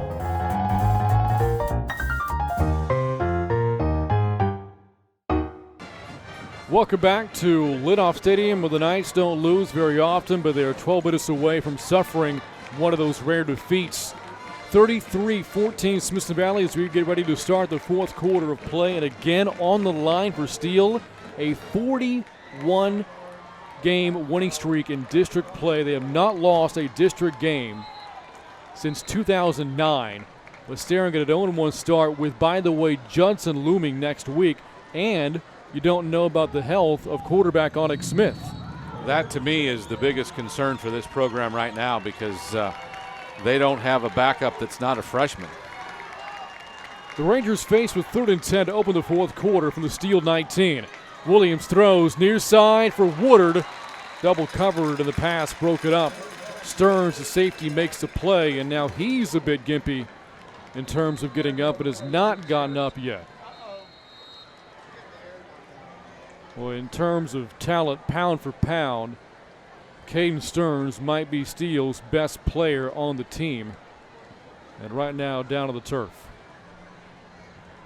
If I had to say the first time I've seen it tonight, I think Levi Williams made a bad decision there. Trayvon was double covered. Ricky Rios was in the back of the end zone. I'm not sure he could have got it to him in time because I don't think the defender was that far away. But that was a pass that was almost impossible to get to because two of the best cornerback safeties in this city were there waiting for it. And Trayvon's been double covered all night long. We've seen it. He really hasn't had a chance in the passing game. But Levi tried to squeeze it in there, and it just didn't fit. So again, right now, all the focus and attention is on Caden Stearns, the senior safety, a 3-year varsity player for Steele.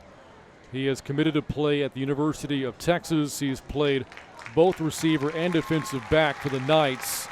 Star player, 8 career interceptions, 1 this season, and makes his way slowly back towards the Knights sideline. Obviously trying to show everyone he can walk off under his own power, but he's a hurting young man, and it looks like a back issue to me if I had to guess.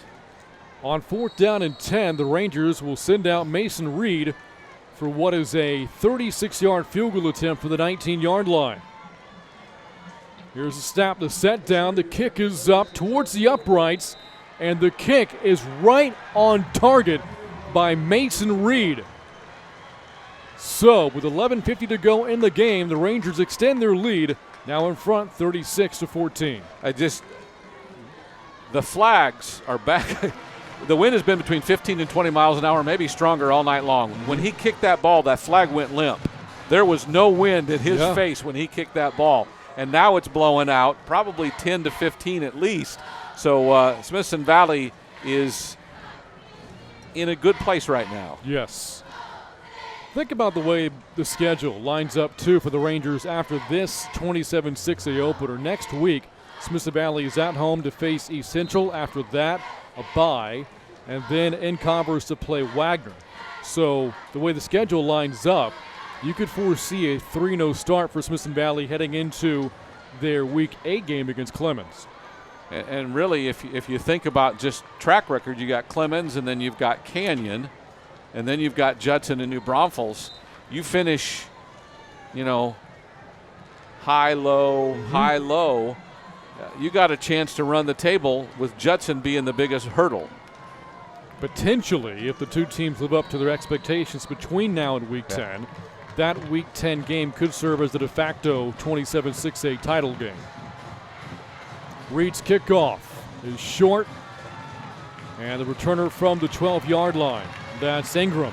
Had a nice return earlier. A flag flies in here towards the back end of the play as Ingram is stopped at around the 34-yard line. And we'll check the marker. Do see Onyx Smith approaching the huddle here. But will he join his teammates out there for this next offensive possession? We also see Beagle out there, the freshman quarterback, as well. With the game likely in hand here, I don't know if you want to risk Smith, but they will send him out there with the Knights down by 22. I'm with you. He's been on the sideline with a limp since he came out. He has not walked comfortably since he came out. I'm really surprised to see him back in down 22, in the opening minutes of the fourth quarter. They do mark the football back at the 23-yard line after the penalty against Steele for holding on the return. Ingram in motion here on first down. The snap is to Smith. A swing pass to Ingram. And the Rangers chop him down. How about Woodard fighting off with a block by Daniel Jackson to make the play. Ingram a bit slow to get up. Only a gain of about 2 yards there, second down and 8. Trayvon all of a sudden has a little bigger step now on the defensive side. A little more, I think the whole unit, just more energy and more everything. From the 25, 2nd and 7 for Smith in the offense. Brady with a rare second half carry is dropped at around the 30-yard line for a 4-yard pickup, 3rd down and 3. Trey Witcher just grabbed him and threw him down. Now, his momentum helped, but Witcher, with some authority, just grabbed his jersey and threw him, and that was a great tackle at that point. On 3rd down, Brady, the carry, running left and sliced down to the 32-yard line. Short of the yard to gain. Woodard along with Gibbons were there with Witcher. Good pursuit by Smithson Valley to bring up 4th down and a yard. That was a great tackle at the spot. The extra help kept him from wiggling for the first down, but that was a great on-the-spot tackle. And the Knights down 22 with the clock ticking are going to go for it here from their own 32-yard line. And the give is to Brady up the middle. And on the spot, I think he's got it right at the 33. And by inches, it'll be a Steele first down. He'll get it, but it was not an easy get for the Steele Knights, who have probably not had many games where they couldn't get a 4th and 1. Brady is a great player. The first quarter, he was the best player on the football field, bar none. But down 22 points with 10 minutes to go, at some point, you've got to throw the football. Without a doubt. And now Brady motions out of the backfield. Should be a passing play here. Smith off a pump fake, steps up, pressured, hit, and sacked back at the 32. C.J. Keeler's second sack tonight to bring up 2nd down and 12. There's just something about this defense right now that is playing with the kind of energy and enthusiasm that you don't see out of a football team in the fourth quarter very often. But the offense has just lit this crowd up, and it's a great visiting crowd from Smithson Valley. Boy, Onyx Smith doesn't look right either after that last hit. Can't imagine you want to risk him much longer in this game after he had to leave earlier with an undisclosed injury. Empty backfield in 2nd and 12. Rangers bringing a blitz. Smith throws, middle, pass is caught inside the 40-yard line. And down to the Ranger 36, the Knights do go to the air. And their biggest passing play this evening to Kenny Broadnax. And that's the same play where Johnson made the interception in the first half because Smith made a bad pass. This time he made a good pass. First catch for Broadnax this year. Clock ticking inside of 9 minutes to go. Rangers still leading comfortably, 36-14. Empty set again for Smith. Good protection. Now goes middle again and deep, and the pass is caught. Wood of the tackle inside the 10. Knights now some rhythm here. Tyron Smith the catch to set up goal to go. That's a little concerning. That receiver ran a long route with nobody picking him up at any point. And the Knights have picked up a lot of yardage here pretty quickly. Now goal to go from the 9. Smith hands off up the middle, hurdling a defender, and inside the 5 to the end zone for the touchdown. Tylee Tyson. What a run. However, it might come back. A flag back at the 10-yard line. And it's coming back. Hold against Steele. Wiping out what was a phenomenal play by Tyson. And the scoreboard remains 36-14. That was an impressive run, without a doubt.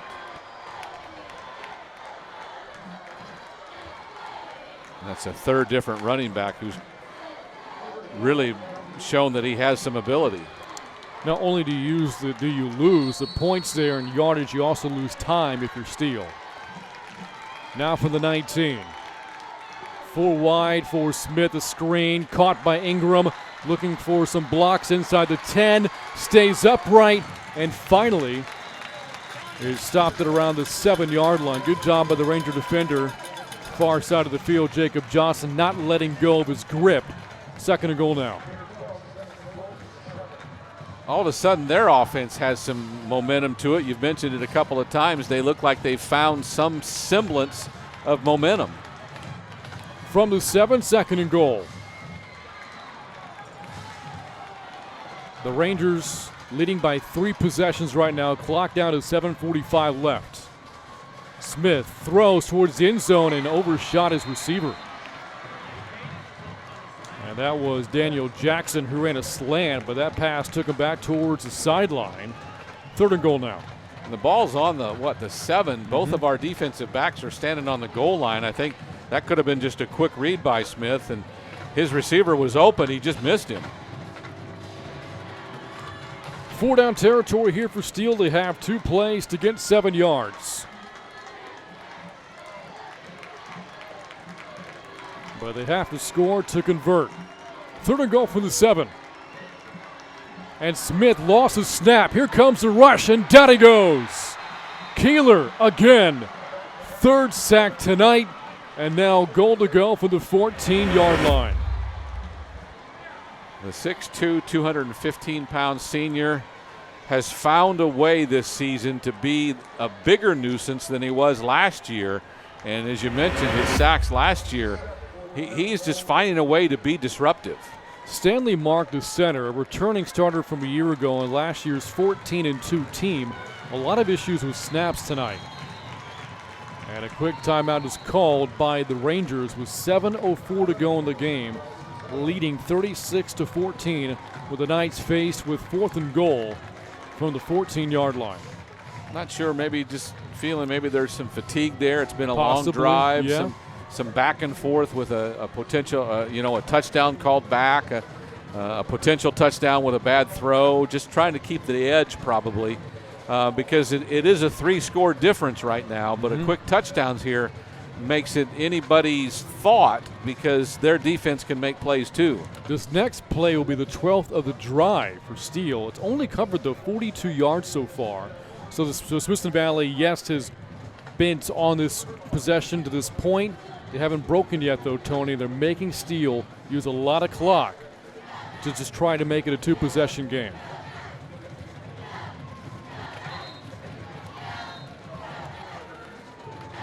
If Steele can convert here, you can add the final nail to the coffin tonight. 4 different coaches out on the field talking to the players and still talking to them even as we get ready to go.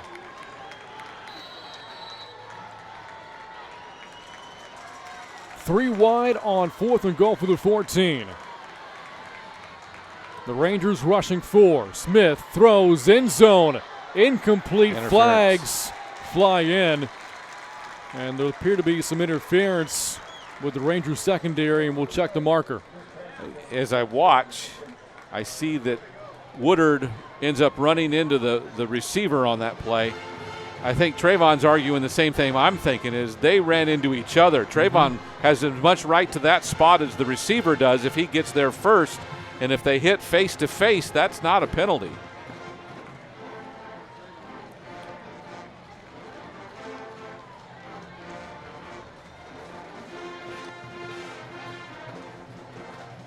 The call, though, will be against the Rangers for defensive pass interference, and the Knights' drive will continue.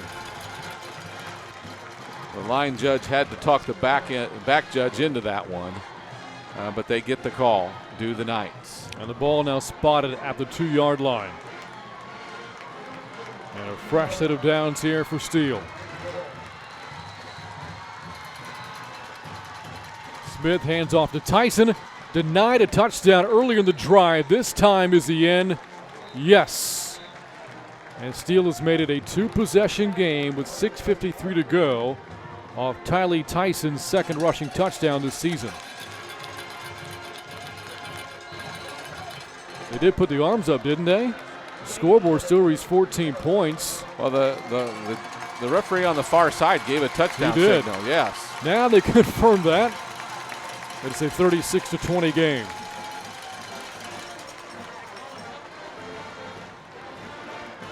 Steele doesn't need to go for 2 right now. PAT makes it a 15-point game. You will need it at some point.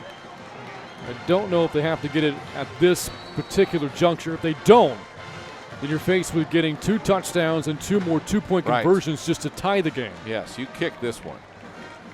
Well, out comes the offense, though, for the Knights. Going for the 2-point try now. When you think you're invincible. Snap to Smith. And a broken play. And the Rangers gobble him up. Zuber and Coleman'sberger on the stop. And Steele gets it 6 points, but no more. 6:53 to go, 4th quarter. It's Smithson Valley 36, Steele 20. This is Smithson Valley football on the Rangers Network. Where'd you get the taco? Smoky Mo's Barbecue. I got the grab-and-go taco combo. Smoky Mo's, they have breakfast there? Tacos? To go. Smoky Mo's has breakfast? Yes, sir. Breakfast tacos, biscuits, and bowls. To go. Now I know. Biscuits and tacos to go. To go? To go. Tacos. To go. To go. It's really great to be part of this wonderful community. Smithson Valley is about friends, family, and taking good care of one another.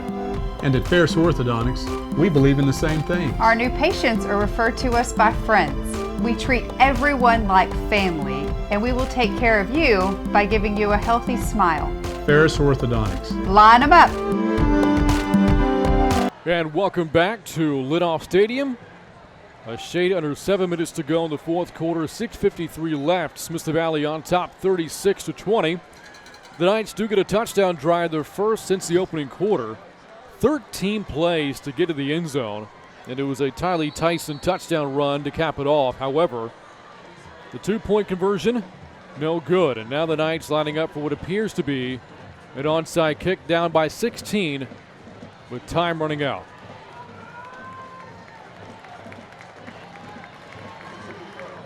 And here's the attempt. And plucked out of the air by Cervantes. Good hands by the Ranger H-back. And Smithson Valley with the football just shy of midfield, up by 16 points in great position. Great hands, and goes to a knee right away to prevent any collisions. Really, for personal safety maybe, but a good decision to stop the play right there. So if you're the Rangers here, your playbook should read run, run, and run some more. Yeah, I'll be curious. I don't know that they can just hold the ball. They're going to have to get some yards, and I don't know if they can do that just running the ball. So it'll be interesting to see. If you do run the ball 3 times, don't get any yards and punt, but use all the play clock, you're using a lot of clock there. As a quick flag flies in, right as the Rangers were lining up. They're going to call it on Rios, because when he lined up, he was across the line of scrimmage, and he pointed to the official and stepped back. That's a tough call. I don't know. And now makes it first down at 15 from the 44-yard line. I don't know that I've ever seen that before. I'm not sure that I have either.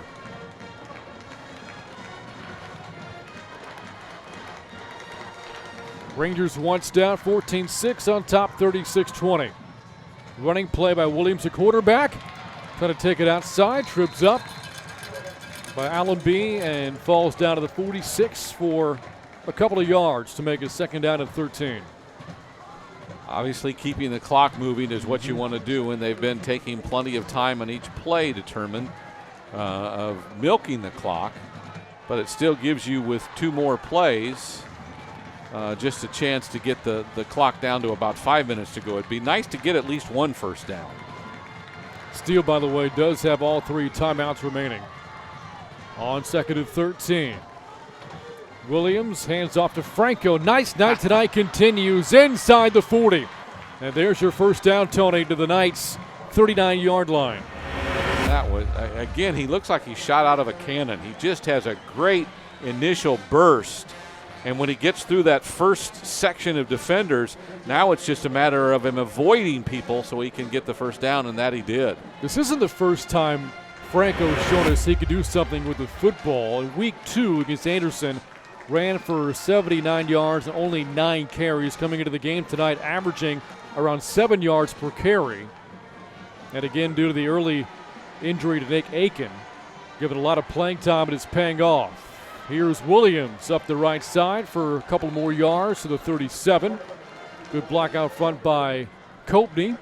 2 more yards. The next snap will now come inside of 5 minutes to go in the game, and the Rangers on top by 16 points. You mentioned it. Franco is averaging 6.7 yards a carry, which is better than Nick Aiken, which is better than Levi Williams. Really, Aiken came in with 129 yards. He has 87, so a close second place. He obviously can play, and he's getting a chance to be in primetime tonight as the main back. Do wonder at what point here Coach Sines starts calling his timeouts for Steele, if he does at all. Here's Woodard on the run to the 35-yard line. A nice stiff arm and push down at the 26. 11 more yards against Trevon Merrick Woodard. Some nice plays tonight, not that big game-turning play, but the Rangers haven't needed it, and I swear I did not think that was possible to beat Steele, yet here the Rangers are with 4:50 left, leading 36-20. The line judge here on this side of the field was not happy with the Steele coaches. I thought Woodard got hit late after he had gone out of bounds. Apparently he hadn't gone out of bounds yet when he got hit, and I don't know what the Steele coaches were yelling about, but it obviously was a great run by Trevon. Williams keeps it again and dives into the Steele defense for 2 more to the 24-yard line. Clock ticking, 4:40 to go.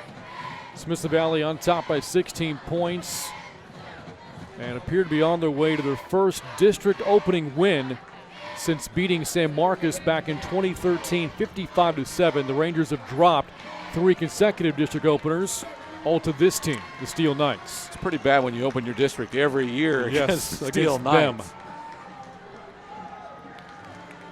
A team which, by the way, in 7 consecutive years has been in either the state semifinals or the championship game. Franco on first down. Explodes inside the 15-yard line. Well into the secondary and down to the 7.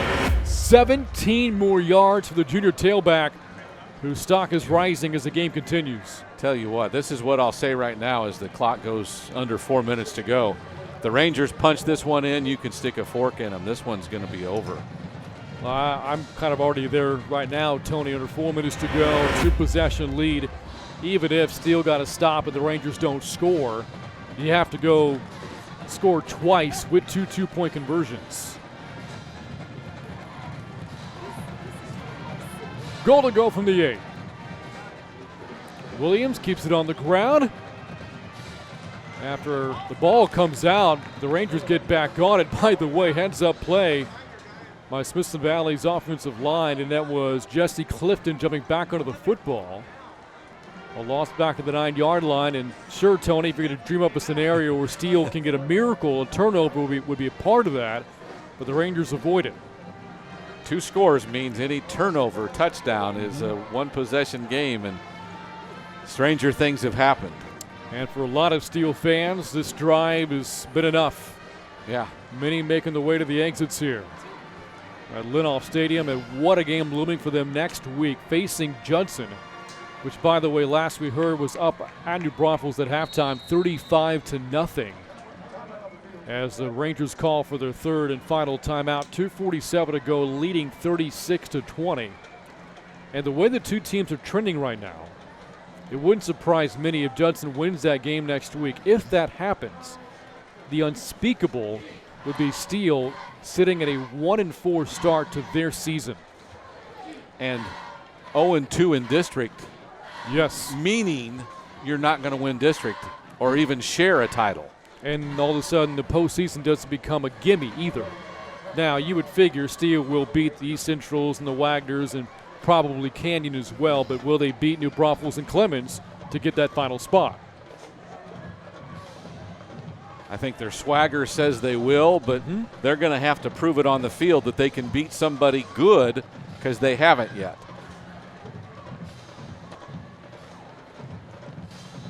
You change one thing in a football game, you change everything. And there are a lot of those moments in this game tonight. I keep going back to the interception by Jacob Johnson back in the opening quarter. Yeah, I mean, we talked about Smith just throwing the ball to his tight end as he did in the second half, but he threw it up for grabs, and Johnson just made a better play for the ball. Out of the timeout, 2nd and goal from the Knights' 9-yard line.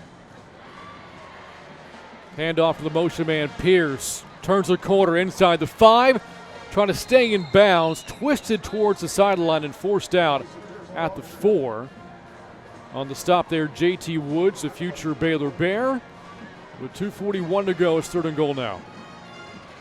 Was there a flag? Because these officials are huddled up. They are talking. Didn't see the flag come out, but one must have been thrown, and there it is now on the 7-yard line. Yes.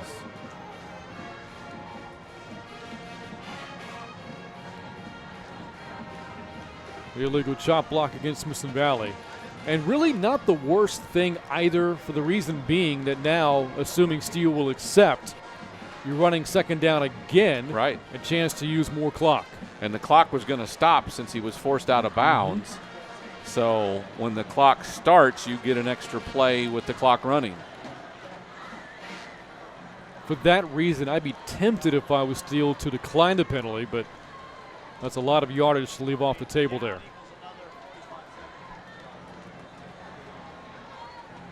Yeah, I just think numbers-wise you have to take it. But time-wise, it really hurts. Yeah, the penalty is accepted, making it 2nd and goal now from the 24-yard line. Now the Rangers a chance again to chew up some more clock here, leading by 16 points over a program which has had so many great individuals come out of it. Again, with the program really turned the corner back in the mid-2000s. Mike Jinks was their head coach, moved on to being assistant at Texas Tech, and now the head coach at Bowling Green out of the Mid-American Conference. 2nd and goal, running play for Williams. The quarterback dives down to the 20-yard line. A lot of bodies flying towards the pile. Steele says the ball came loose. Officials sifting through a lot of black and white and navy blue down there. Did the ball come out?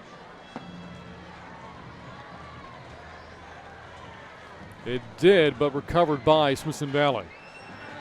You look at the players that have come out of the Steele program. Malcolm Brown, a highly recruited player at running back, wound up at Texas, right now playing for the LA Rams in the NFL. Tommy Armstrong, a quarterback, a great college career at Nebraska, right now a free agent in the NFL.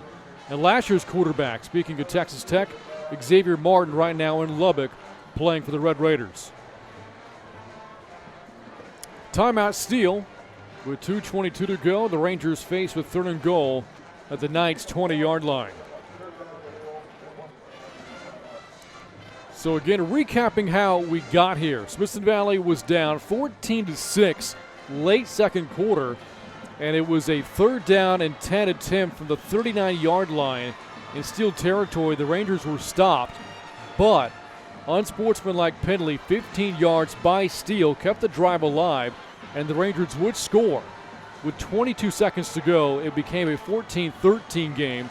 The ensuing kickoff, the Knights returner back deep, Caden Stearns, didn't react to the ball on a short kick, recovered by Smithson Valley, we believe by Ethan Sill, with 18 seconds left, and the Rangers scored the very next play, and the game has never been the same since then. Is this a big 3rd down? I don't think so, Tony. Only clock needed if you're Smithson Valley, but Matt Franco's breaking tackles inside the 5.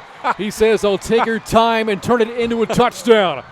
Matt Franco's big Friday night continues, a 20-yard touchdown run on 3rd and goal. Rangers on top 42-20. Is that unbelievable? When he got to the line of scrimmage, Brant, there's no way he was going to run for 20 more yards. What kind of a deal last week? Remember, Will Gibbons got the football away from Round Rock when we thought the play was stopped. For Franco, it looked like the pile there converged and Franco had nowhere to go, but squeezes through and finds Pater for the first time this season. PAT by Reed is good. Rangers on top 43-20. And fitting, Tony, by the way, for Franco for the night he has had. Right. The blocks he's had too, by the way, as well, and some nice runs designed for Mason Pierce, deserving for him to get in, to take it into the end zone. There is no doubt that he's had the kind of night he needed to have when Aiken went out. He's proved that he's worthy of that opportunity, and I think the Rangers as a whole just have to be elated that they've come in here and shown, even with all the losses from a year ago, they're still a team to be reckoned with. I said Matt Franco, by the way. Apologies. Mark Franco, obviously. Him too. On the touchdown run. And Smithson Valley has outscored Steele since that 30-second mark of the second quarter, 37-6.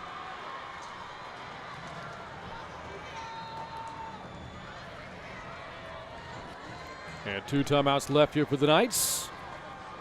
Everything from here on out pretty cosmetic either way.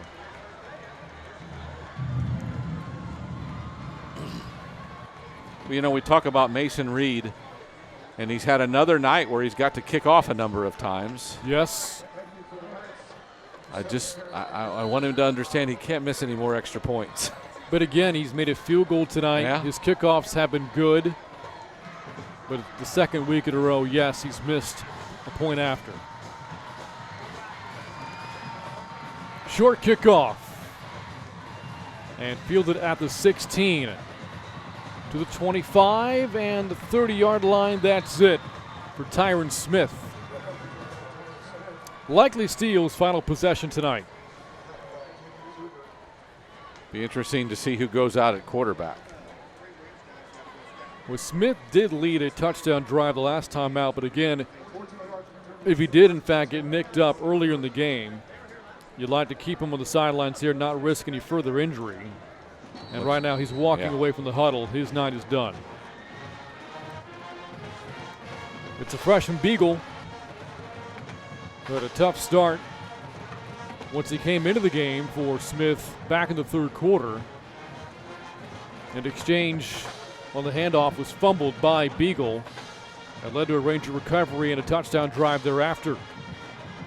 Nice run by Tyson, who had the touchdown for Steele early in the fourth quarter and dropped it around the 39-yard line after a 9-yard gain. Yet another running back who runs with authority and runs with speed. Well, this is Britton Brady's final season as Tyson again has his number called, and draping over his back and bringing him down is C.J. Keeler. What a night he has had. So Brady is senior. He's done after this year. The future at running back, this has been a really good program in terms of churning out talented running backs. Could come between Tylee Tyson or DeQuavian Thomas, both sophomores. We saw Thomas early, but not since. Here's Tyson again. A good run. And then tripped up by Gibbons at the 47-yard line with 1:30 to go. Now the Rangers just don't want to let him in the end zone and want to keep that clock running. A lot of questions going into next week with the Steele Knight football team, with a daunting opponent awaiting next Friday. On 2nd down and 3, Beagle will throw it, and with the Ranger closing in, the pass falls incomplete. Trey Witcher, the sophomore, fighting through to bring the pressure, and now setting up 3rd down and 3 to go. Trey Witcher listed at 5'10" and 215. Plays every ounce of that. Yes, he does. Rangers not especially big up front, but they play like it. On 3rd down, keeper for Beagle, and he runs out of room. Try to shake out Gibbons. He's not biting on that. The tackle back at the 48-yard line, no gain. With under minutes to go, it's 4th down and 3 for Steele, and probably if they don't convert, their final offensive play tonight. Not sure he's run the ball too many times in his young career. No, not against a first-team varsity defense, which is still out there, by the way, for Smithson Valley.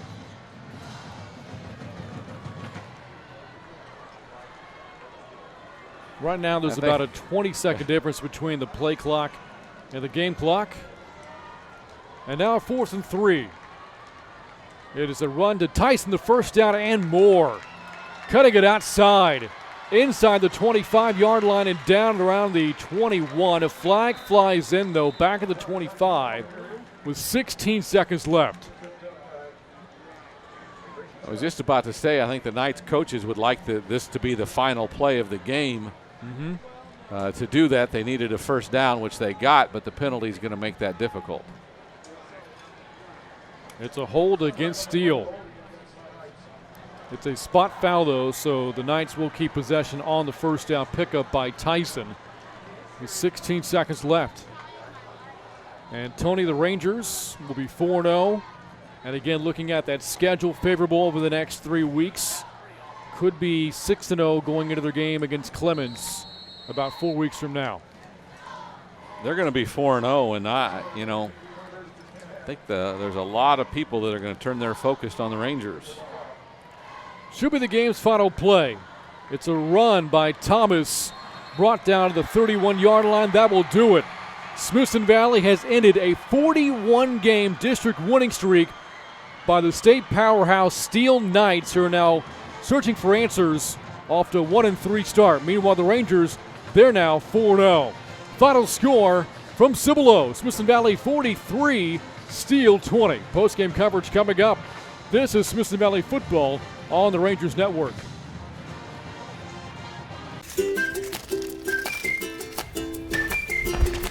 Where'd you get the taco? Smoky Mo's Barbecue. I got the grab-and-go taco combo. Smoky Mo's, they have breakfast there? Tacos? To go. Smoky Mo's has breakfast? Yes, sir. Breakfast tacos, biscuits, and bowls. To go. Now I know. Biscuits and tacos to go. To go? To go. Tacos. To go. To go.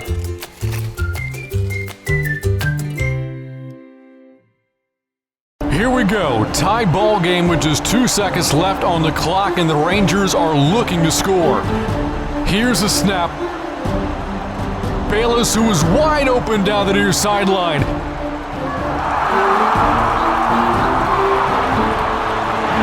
And he makes a catch at the 10, the 5, touchdown. My goodness, what a play, and the Rangers win.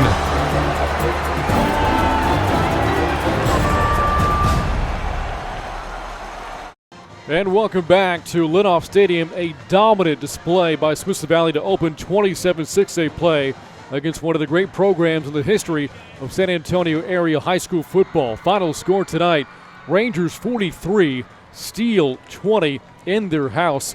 Tony, again, the Rangers look to be not in for a long night, but in for a dogfight with the way this game started. Steele went right down the football field on their first drive, led 7-0. Eventually on top 14-6.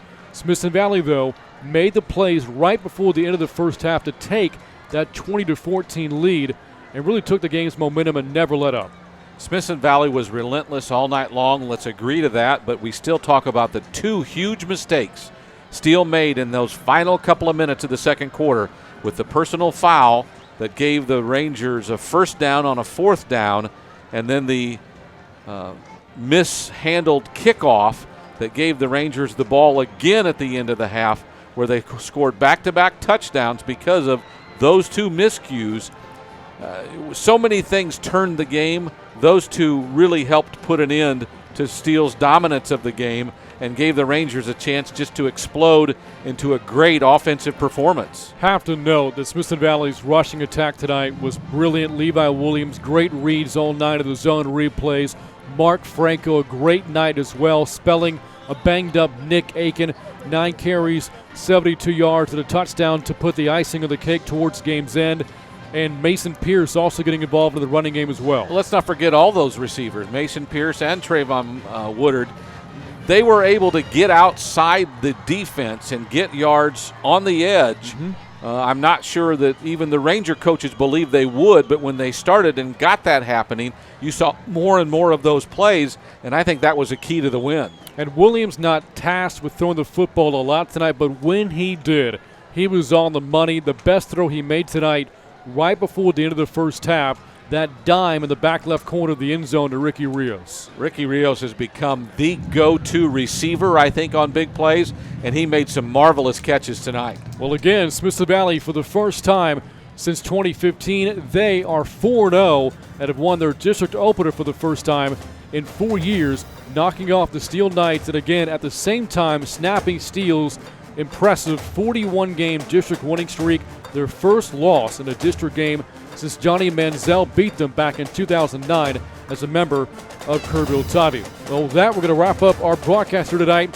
Thanks to Chris Gutierrez and Tony Brubaker and our entire Rangers Network crew. I'm Brant Freeman saying once again the final score, Smithson Valley 43, Steele 20. This has been a production of Wick Productions from Lenox Stadium. Good night, and may your tomorrow be that much better.